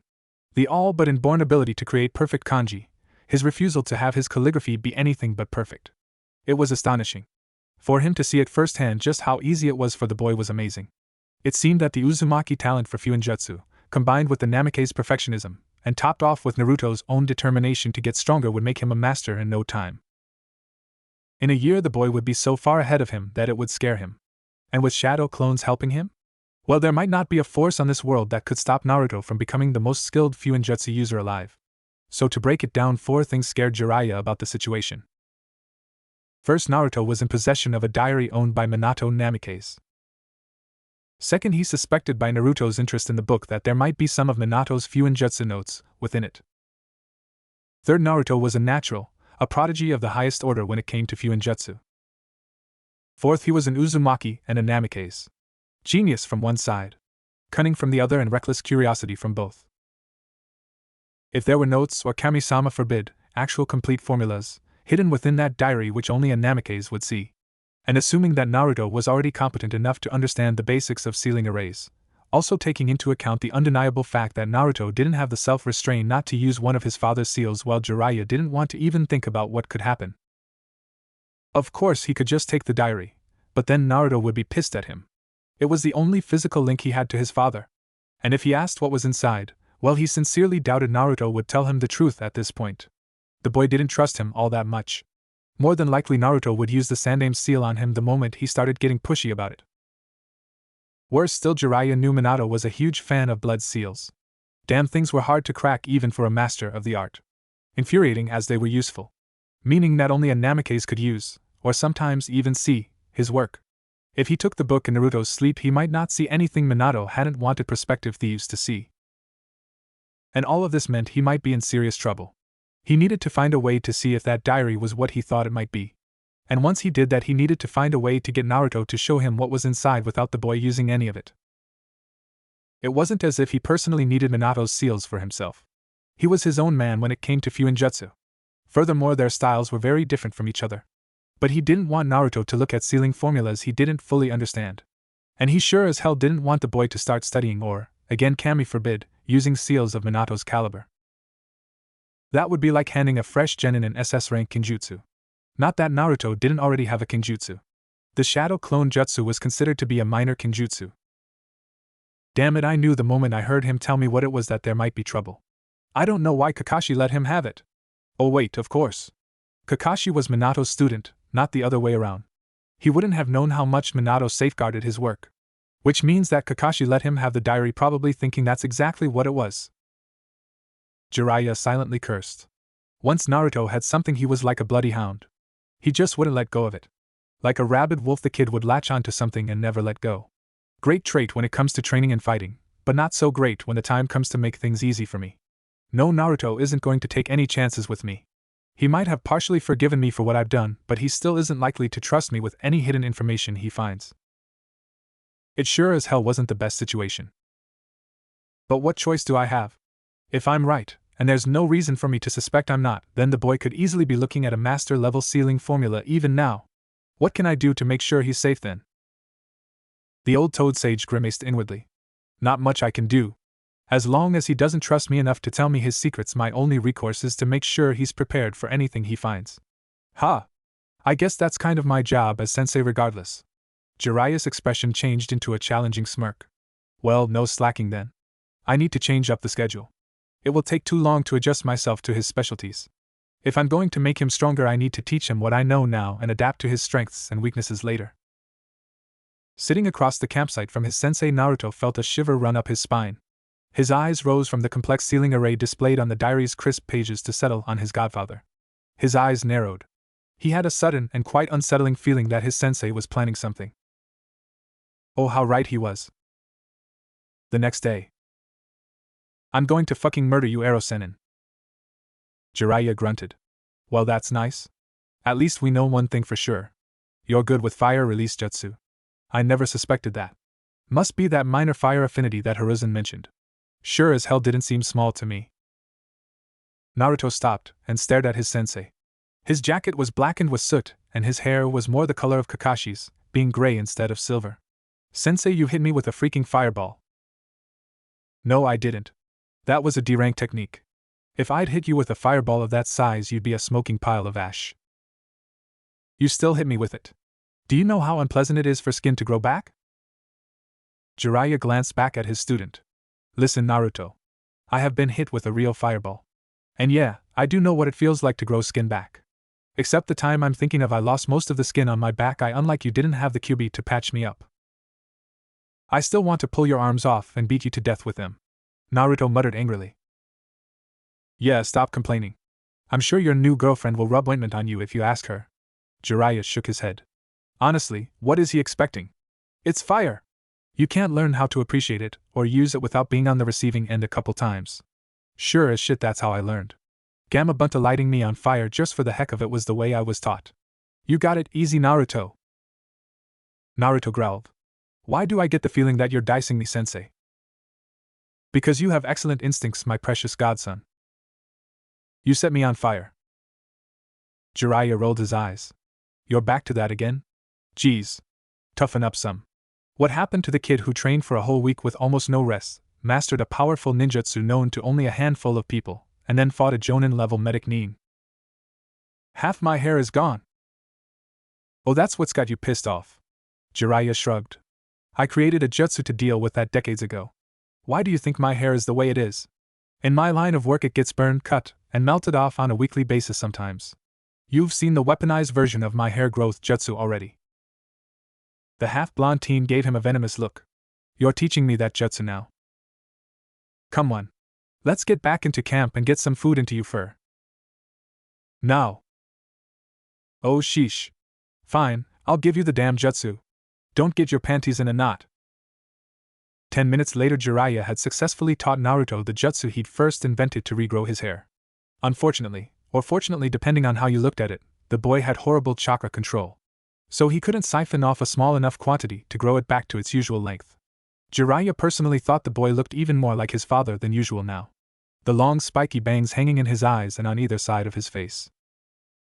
Naruto muttered dejectedly. It's still not the same. Oh, stop whining, Gaki. What's the issue? Your hair is a bit longer. If it bothers you that much, have your girlfriend cut it. He grimaced and pulled his fingers through his hair. Look at the bright side. You look just like your father did at your age. Naruto suddenly seemed to brighten, though he attempted to hide it. It's fine. Just try not to burn it all off next time. I'll do my best. Jiraiya grinned as they walked back into camp. Get something to eat and then we'll be going right back out. I'm going to teach you some minor Doton jutsu. Useful stuff even if it's not your element. Naruto seemed slightly perplexed. Not working on fire again? No need. He bent down and grabbed a canteen of water from the side of the dead campfire. Katon jutsu have 3 main components you need to be good at them. The first is excellent circulation of chakra inside your body. And because you're an Uzumaki, your chakra coils are constantly in overdrive. I don't need good chakra control? Of course not. Think of every Katon jutsu you've ever seen. How many hand seals did the most powerful one have? Naruto had to think about that for a moment. He didn't know all that many times where he'd seen more than 5 hand seals. Actually, the biggest Katon jutsu he'd ever seen was from Shikamaru's sensei. But that was only like 8 seals. I think it was that the longest sequence I've ever seen was that ash cloud thing that Asuma sensei uses. Jiraiya glanced back at him. That's not even a true Katon jutsu. That jutsu uses elements of futon manipulation, something that Asuma is particularly good at since he has a dual affinity for fire and wind. Really? Yep. Now personally, the longest sequence of seals I've ever seen or heard of for a Katon jutsu was 16. And that was an SS rank jutsu if I remember correctly. So no, good chakra control was never something that was required. Naruto huffed and walked over to his small tent, ducking into it for his lunch. Then he was back out again, just in time for Amaru to poke her head out of the spare tent Jiraiya had provided for them. Hey Naruto-kun, what happened to your hair? He shrugged. Sensei burned it off with a Katon jutsu, but he taught me a jutsu to grow it back. She blinked. Oh. It's alright. Naruto turned back to Jiraiya. So what else do you need for Katon jutsu? Jiraiya was already taking a long draft from his canteen. After a second he lowered it and belched. Amaru wrinkled her nose and tossed a rock at Jiraiya's head. The stone whizzed by him, missing his face by inches. The old toad sage was unfazed by this attack and continued explaining as if nothing had happened. Well, two things after that. The next most important thing would have to be good lungs. Almost all Katon jutsu require you to take in a huge breath, imbue it with chakra, and then breathe out in a variety of ways. So breathing exercises and breath control is extremely important for fire users. And? What's the last part? Simple. Chakra. Katon jutsu are the second most chakra-intensive jutsu that a ninja will use. There's a reason why genin are rarely taught elemental jutsu in academy. However, out of all the elements only Katon and Right-Un jutsu are strictly forbidden in academy curriculum. Mainly because they take so much chakra, most academy students would kill themselves trying to use them. Naruto frowned. Sasuke used a C-rank Katon jutsu during our bell test with Kakashi-sensei. And he was just out of academy like everyone else. Plus he was still able to fight after. Meh, Uchiha don't count. The whole clan is known for being almost absurdly skilled with Katon jutsu, and unlike the Hyuga, the Uchiha clan is famous for having larger than normal chakra reserves. As far as fire is concerned, being an Uchiha is cheating. I bet Sasuke wouldn't like to hear that. Of course he wouldn't. Jiraiya rolled his eyes. Uchiha are also second only to the Hyuga when it comes to the sticks they have up their asses. At least the Hyuga know how to be polite. Most of the Uchiha clan I knew, before Itachi wiped them out that is, were jerks. Naruto sighed. Why do I find that really easy to believe? Actually, you know what, forget it. I don't even want to think about Sasuke's clan right now. He's the last person I want to think about. So back to Katon jutsu. Why not show me some of those breathing exercises? I will later. You can do those without wasting daylight. While we have light, we are going to train things that are easier during the day. Jiraiya dropped his canteen back by the ashes of the fire. As I said, I'll teach you some Doton jutsu. It won't be easy for you to use them since it's polar opposite to your affinities, but a good Doton jutsu can save your life. The blonde nodded. I know that. He scratched the back of his head thoughtfully. Can I ask something though? What? When are you going to show me how to use sealless jutsu? I mean, Gigi said that my futon affinity is huge and you just said that chakra control isn't really needed for Katon. Why not show me how to do these techniques without seals? Jiraiya grunted. I could, but even with the Kage Bunshin you'll need 3 or 4 weeks to get Katon jutsu down to that level. But he paused as if reconsidering it. Then he nodded. You know what? Sealless Katon jutsu would be a huge addition to your arsenal. Fine, Doton later. You'll try to master the first level of Katon manipulation. Awesome. Yeah, don't get too excited. Mastering Katon jutsu isn't always enjoyable. Naruto grinned. I'll master it if it's the last thing I do. Fine. Eat and we'll get to it. Naruto hurriedly started to dig into his lunch, invigorated by the thought of using Katon without hand seals. Amaru smiled a little at his enthusiasm and ducked back into her tent. She would be here when he got back. Maybe he'd show her a little bit of what he'd learned when he did. She'd enjoy that. Jiraiya wasn't teaching her anything yet, spending his time on Naruto. But she'd wait. It might take a while longer for her to get over Shina's death, but the idea of spending the next few years with Naruto and becoming a kunoichi seemed more and more appealing every day. The next morning Naruto woke before dawn and carefully exited his sleeping bag, being careful not to wake Amaru in the tent next to his. He looked around, eyes falling on Jiraiya's tent. Sure enough, all seemed in the clear. A feral grin lit his face like a firecracker, and he made a few hand seals, channeling his chakra. And at the same time he whispered under his breath. Fuin. Instantly the seals that he'd etched into his palms flared to life. Naruto started to run through dozens of hand seals, finally finishing on the snake seal. And in a shimmering wave he vanished from sight, leaving only his chuckling to track his movements as he headed off into the forest. He flitted through the trees, keeping an ear out for anything out of the normal sound of the night. There were none. Naruto's eyes burned with excitement as his feet took him deep into the woods away from camp. After a minute or so he was sure that Jiraiya couldn't sense anything and felt safe to kick his speed up a few notches. He flew through the forest canopy for a further 10 minutes until he was quite a distance from camp. Then when he was absolutely certain he was far enough away, Naruto found a small clearing. It was only about 15 feet across, but it was more than he needed. He sighed and held up his hands, making a new seal, and muttered under his breath again. Kai. Abruptly he was visible again, the shimmering field around him dissipating. He grinned again. Good, now that I'm far away from camp I can get started. Naruto held up his hand and pricked his palm with a kunai, which he then threw into the ground at his feet. Then he smeared blood over his right forearm, making sure he caught all 3 of the storage seals he placed there. These seals were very different from the ones Jiraiya had shown him how to make. The formula for them came straight out of his father's journal. They were called shelving seals. Basically, they were larger versions of the usual storage seals, able to hold about 500 pounds of gear in a space about 8 by 10 by 6. However, that wasn't what was so special about them. Unlike the standard seals most ninja used, shelving seals allowed for far more rapid storage and removal. And additionally, you could tag items to summon them instantly, much like if you had a seal that contained only a single item. He had 6 of these seals on himself currently, 3 on each forearm. On his left arm he had all his shinobi gear and weapons, while the right held everything he possessed which was related to Fuinjutsu, including supplies, notes, and his father's journal. Naruto licked his lips, which had become dry. He hurriedly channeled his chakra through the seals on his arm and summoned everything he needed. It appeared in a huge plume of smoke in front of him on the ground. He moved fast then, getting everything prepared. First he picked up the small fold-up table Jiraiya had given him. He set it up in front of him, quickly placing his brushes, ink, and parchment on its smooth surface. After that he whipped out his father's journal, flipping it to a page near the back. He activated the seal he found on the corner of that page and smiled when a second book popped into existence. This book he handled with extreme care, knowing how valuable its contents were. Seals, but not just that.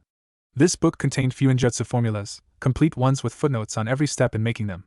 This was pure gold for any Fuinjutsu user. Naruto opened it with a ginger motion, careful not to ruffle the pages as he flipped to the 10th page. There he stopped and pulled out 2 small clamps.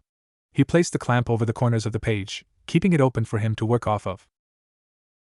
Next Naruto opened his inkwell and dipped in his smallest brush. Then he leaned down over the parchment, doing his best to apply the ink evenly and in the correct pattern despite the lack of light. It took him 3 tries, but eventually he succeeded. Once that was accomplished he pushed chakra into the small seal, whispering the activation word under his breath once again. Instantly the seal glowed brightly, giving off light just like that of the noonday sun. Naruto squinted and picked up the seal and one of his kunai. He quickly wrapped the parchment around the kunai handle and threw it into a tree branch which was above his head, the result being that the clearing was filled with light. Thus able to see what he was doing properly, Naruto set to work on his primary objective. He pulled out a larger piece of parchment, 2 hourglasses filled with sand, and a small jar of dark red ink that had come from a storage seal in his father's journal. It was time to get to work. Naruto's brush dipped into the red ink and then slowly spread over the parchment. Each stroke was careful, deliberate, and perfect. He wasted no movement, and made absolutely sure that his seal work was flawless. As the son of the Yondaime, he felt it was an honor to use his Fuinjutsu formulas, and as such he refused to fudge even a single kanji. Minutes passed as he continued to work on the seal. 10 minutes turned into a 30 and then an hour. Naruto didn't even know when he would finish the seal. All he knew was that his strokes were perfect and controlled, without any deviation from the diagram his father's journal showed him. Yet some time later he did finish.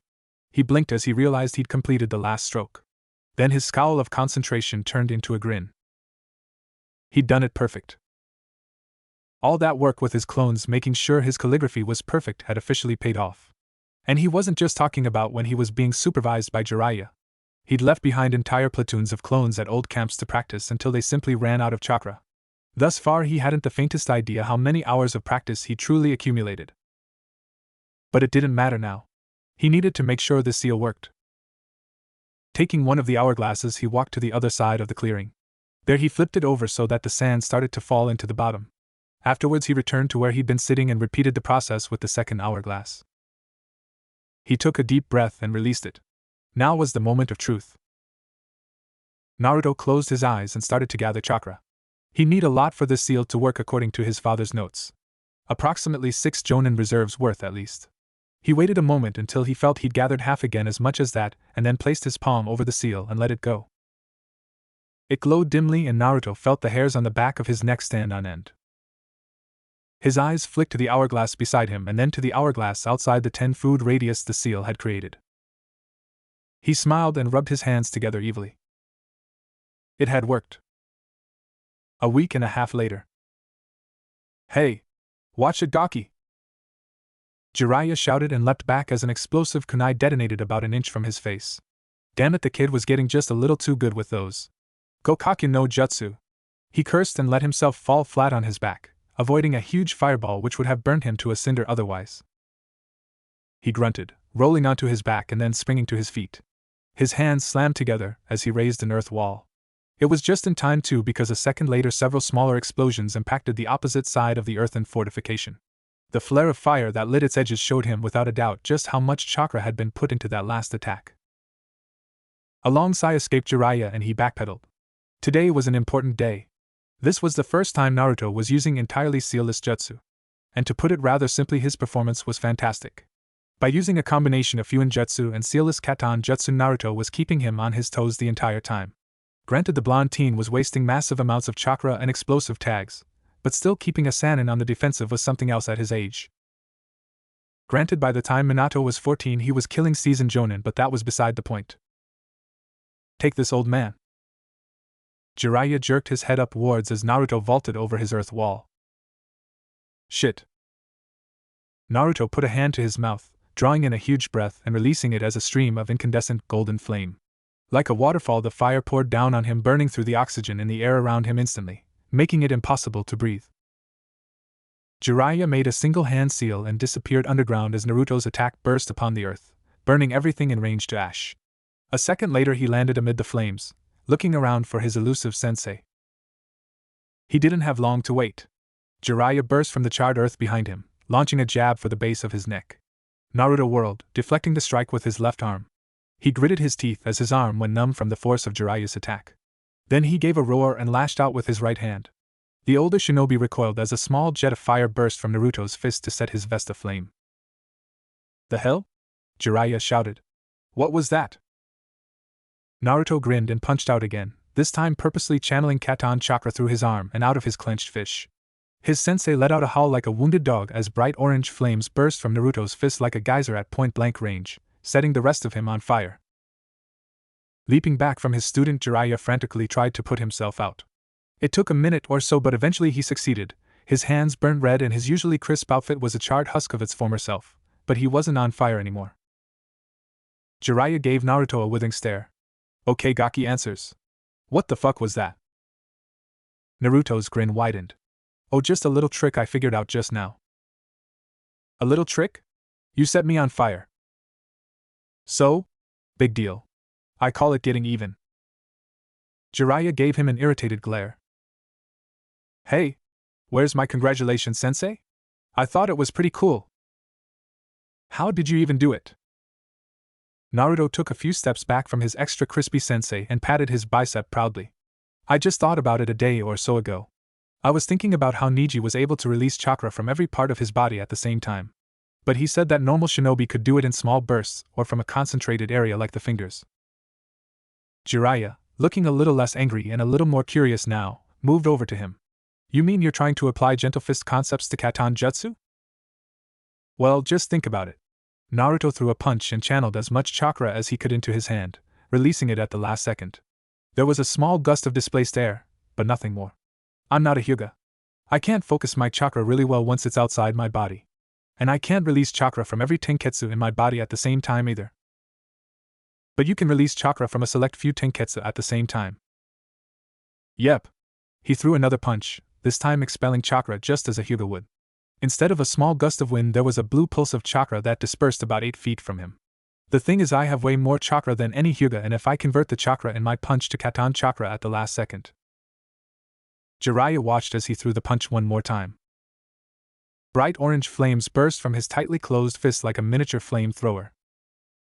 So Jiraiya started. If I'm understanding this, you channel chakra into the tenketsu in your hand. Naruto nodded. Then you throw a punch and expel it, changing it into Katan chakra at the instant of release to prevent yourself from being burned. Pretty much. Good Kami kid. How do you come up with this stuff? The blonde rolled his eyes. Last time I checked, the Hyuga don't have a patent on how chakra is used. It's just that most ninja probably don't know how the gentle fist works. I have 2 close friends who are both Hyuga. Plus, he chuckled nervously. There was this one time where Hinata explained to me how her fighting style works. It was during a mission with Team 8. I get the feeling she wasn't supposed to do that. Naruto nodded again. You're probably right. Hinata would be in big trouble if her clan found out she was sharing secrets with anyone who wasn't a Hyuga. You should thank her when we get back. If you take the time, you could create an entire taijutsu style around this. Of course, Jinchuriki would be the only ones capable of using it, seeing how much chakra it requires to channel Katan chakra constantly. But that's beside the point. Hey, it's not my fault that my awesomeness is eclipsed only by my inventiveness. Jiraiya deadpanned.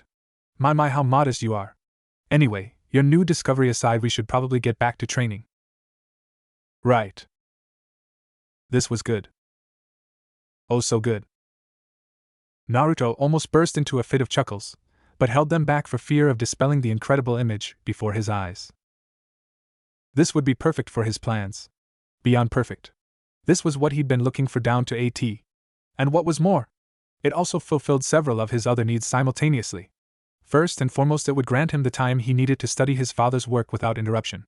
Second, yet just as important, it was simple to use, which was a huge plus. The other seal he'd been using for the last 2 weeks required was too much time to set up. And third, the best part, if he did say so himself, it came with everything he needed already prepared. Not even to mention the fact that it was reusable. He could activate it, deactivate it, and redo the process all over again. The only cost was chakra. Of course, that was something he had in spades. Jiraiya would never notice if he'd used up a Kage's worth of chakra before training, simply because his body would give out long before he ran out. Well, unless he was creating massive amounts of clones and or summoning the boss toad repeatedly. In that case, even the Biju sealed in his gut wouldn't be able to keep it up forever. Yet this was all beside the point. The seal listed inside his father's formula notebook had many names, most of which were pretty terrible. As it turned out, his dad was horrible at naming his jutsu. Even his Hiraishin jutsu was named by his mom if the neat feminine script in the middle of his father's cramped notes was anything to go by. Instant Workshop. That was the final name, the one that hadn't been crossed out below all the others. And well, that was quite accurate to say the least. The seal, when supplied enough chakra, would summon a massive Fuinjutsu laboratory to wherever you happened to be at the time. He had to assume that it was usually stashed underneath the Namikaze estate, or something, because it was gigantic. 20 feet of worktables stacked with parchment, inks in every color, and brushes in sizes so small he could probably create seals on the back of a real coin. There were swing-down magnifying glasses that could go all the way up to 12 times magnification. On one side of the long table was what appeared to be a crucible for crafting specialized inks, something he'd only seen in pictures of when going through the books back in Konoha. There was all of this and more. How much more? Well, how about a temporal distortion seal around the whole setup, allowing him to create huge complex seals in minutes instead of hours? His dad had gone all out on this. Naruto grinned and rubbed his hands together. He was glad he tried the seal out far away from camp when Jiraiya was asleep. If his sensei found out about this, he'd definitely try curtail his training. The old man would probably have some idiotic idea about making sure he didn't get ahead of himself. TSK. He had no intentions of limiting himself simply because his sensei was uncomfortable with how quickly he was progressing. Let's get to work. His grin widened even further, and he stepped forward into the bubble surrounding the workshop. It was time to kick things up a notch. 2 days later. Mwah. Naruto yawned as consciousness returned to him for the second time in a row while he stayed within his little bubble of distorted time. He smacked his lips and rubbed at his eyes before pushing himself into a standing position. Immediately his eyes were drawn to the side where a large hourglass was positioned to record the difference in time. Wow, so far the time difference is pretty huge. 1 day in here is slightly less than an hour out there. Dad really must have put his heart and soul into this time/space manipulation stuff. No wonder Erosenin never figured out how to use Hiraishin despite having the formula. He chuckled ever as he forced the last vestiges of sleep from his brain. He needed to get back to work and finish the seal he'd been working on. Already he'd exhausted himself twice. If it required much more time to get this done, he was going to start wondering how his father ever completed it. After all, while his old man was a master at Fuinjutsu, he only had so much chakra. Unless. Yeah, that made more sense. His mom probably helped him with it. She had all the chakra he'd ever need. Naruto swiveled on his heel and meandered over to the center of the table where a large scroll was laid out. This was what he'd need to master Fuinjutsu the way he really wanted to. A way to be in two places at once without the unfortunate side effects of the Kagebunshin Jutsu. Even Kagebunshin has its limitations. The strongest Kagebunshin I can create will still dispel after one good hit, which means hard training and experimentation is out of the question. Not only that, but clones have a limited amount of chakra, especially when I make more than 20. So using them to study Fuinjutsu for long periods of time is also out. Even then, my longest lasting clones only last 5 days at maximum. They don't have enough chakra for anything more. Grabbing his brush and ink, Naruto prepared to begin working on the seal again, his thoughts running over his reasons for making it in the first place yet again. I can't work on Fuinjutsu the way I want to and physically train the way I need at the same time. And since clones don't impart anything physical, I have to be the one to do the hard training myself. That means I need some way to progress in Fuinjutsu while I'm busy taking care of the Tsujitsu and Ninjutsu training. He smirked as he dipped the brush in ink and started where he'd left off before. This is the answer to that problem. While I'm off training with Erosen, I can have a clone here studying Fuinjutsu, a clone that doesn't have all the weaknesses of a Kagebunshin. Plus, this'll get the perv of my back. With me giving everything to his training schedule, he won't have any reason to suspect I'm doing my own training behind his back, much less that I'm working on Kage-level Fuinjutsu. Hee. Naruto finished a line of kanji and channeled chakra through the ink to connect it to the rest of the seal. Then he started on the next line. I'm almost done, then I'll just slap this on a Kagebunshin and bam. The perfect clone. One that will regenerate chakra, can't be dispelled like normal, and can still impart memories to me. All I have to do is have skin contact, and all the memories it stores will transfer to me. Beat that, dad. The Uzumaki ultimate training style. True multitasking, bitches. He chuckled.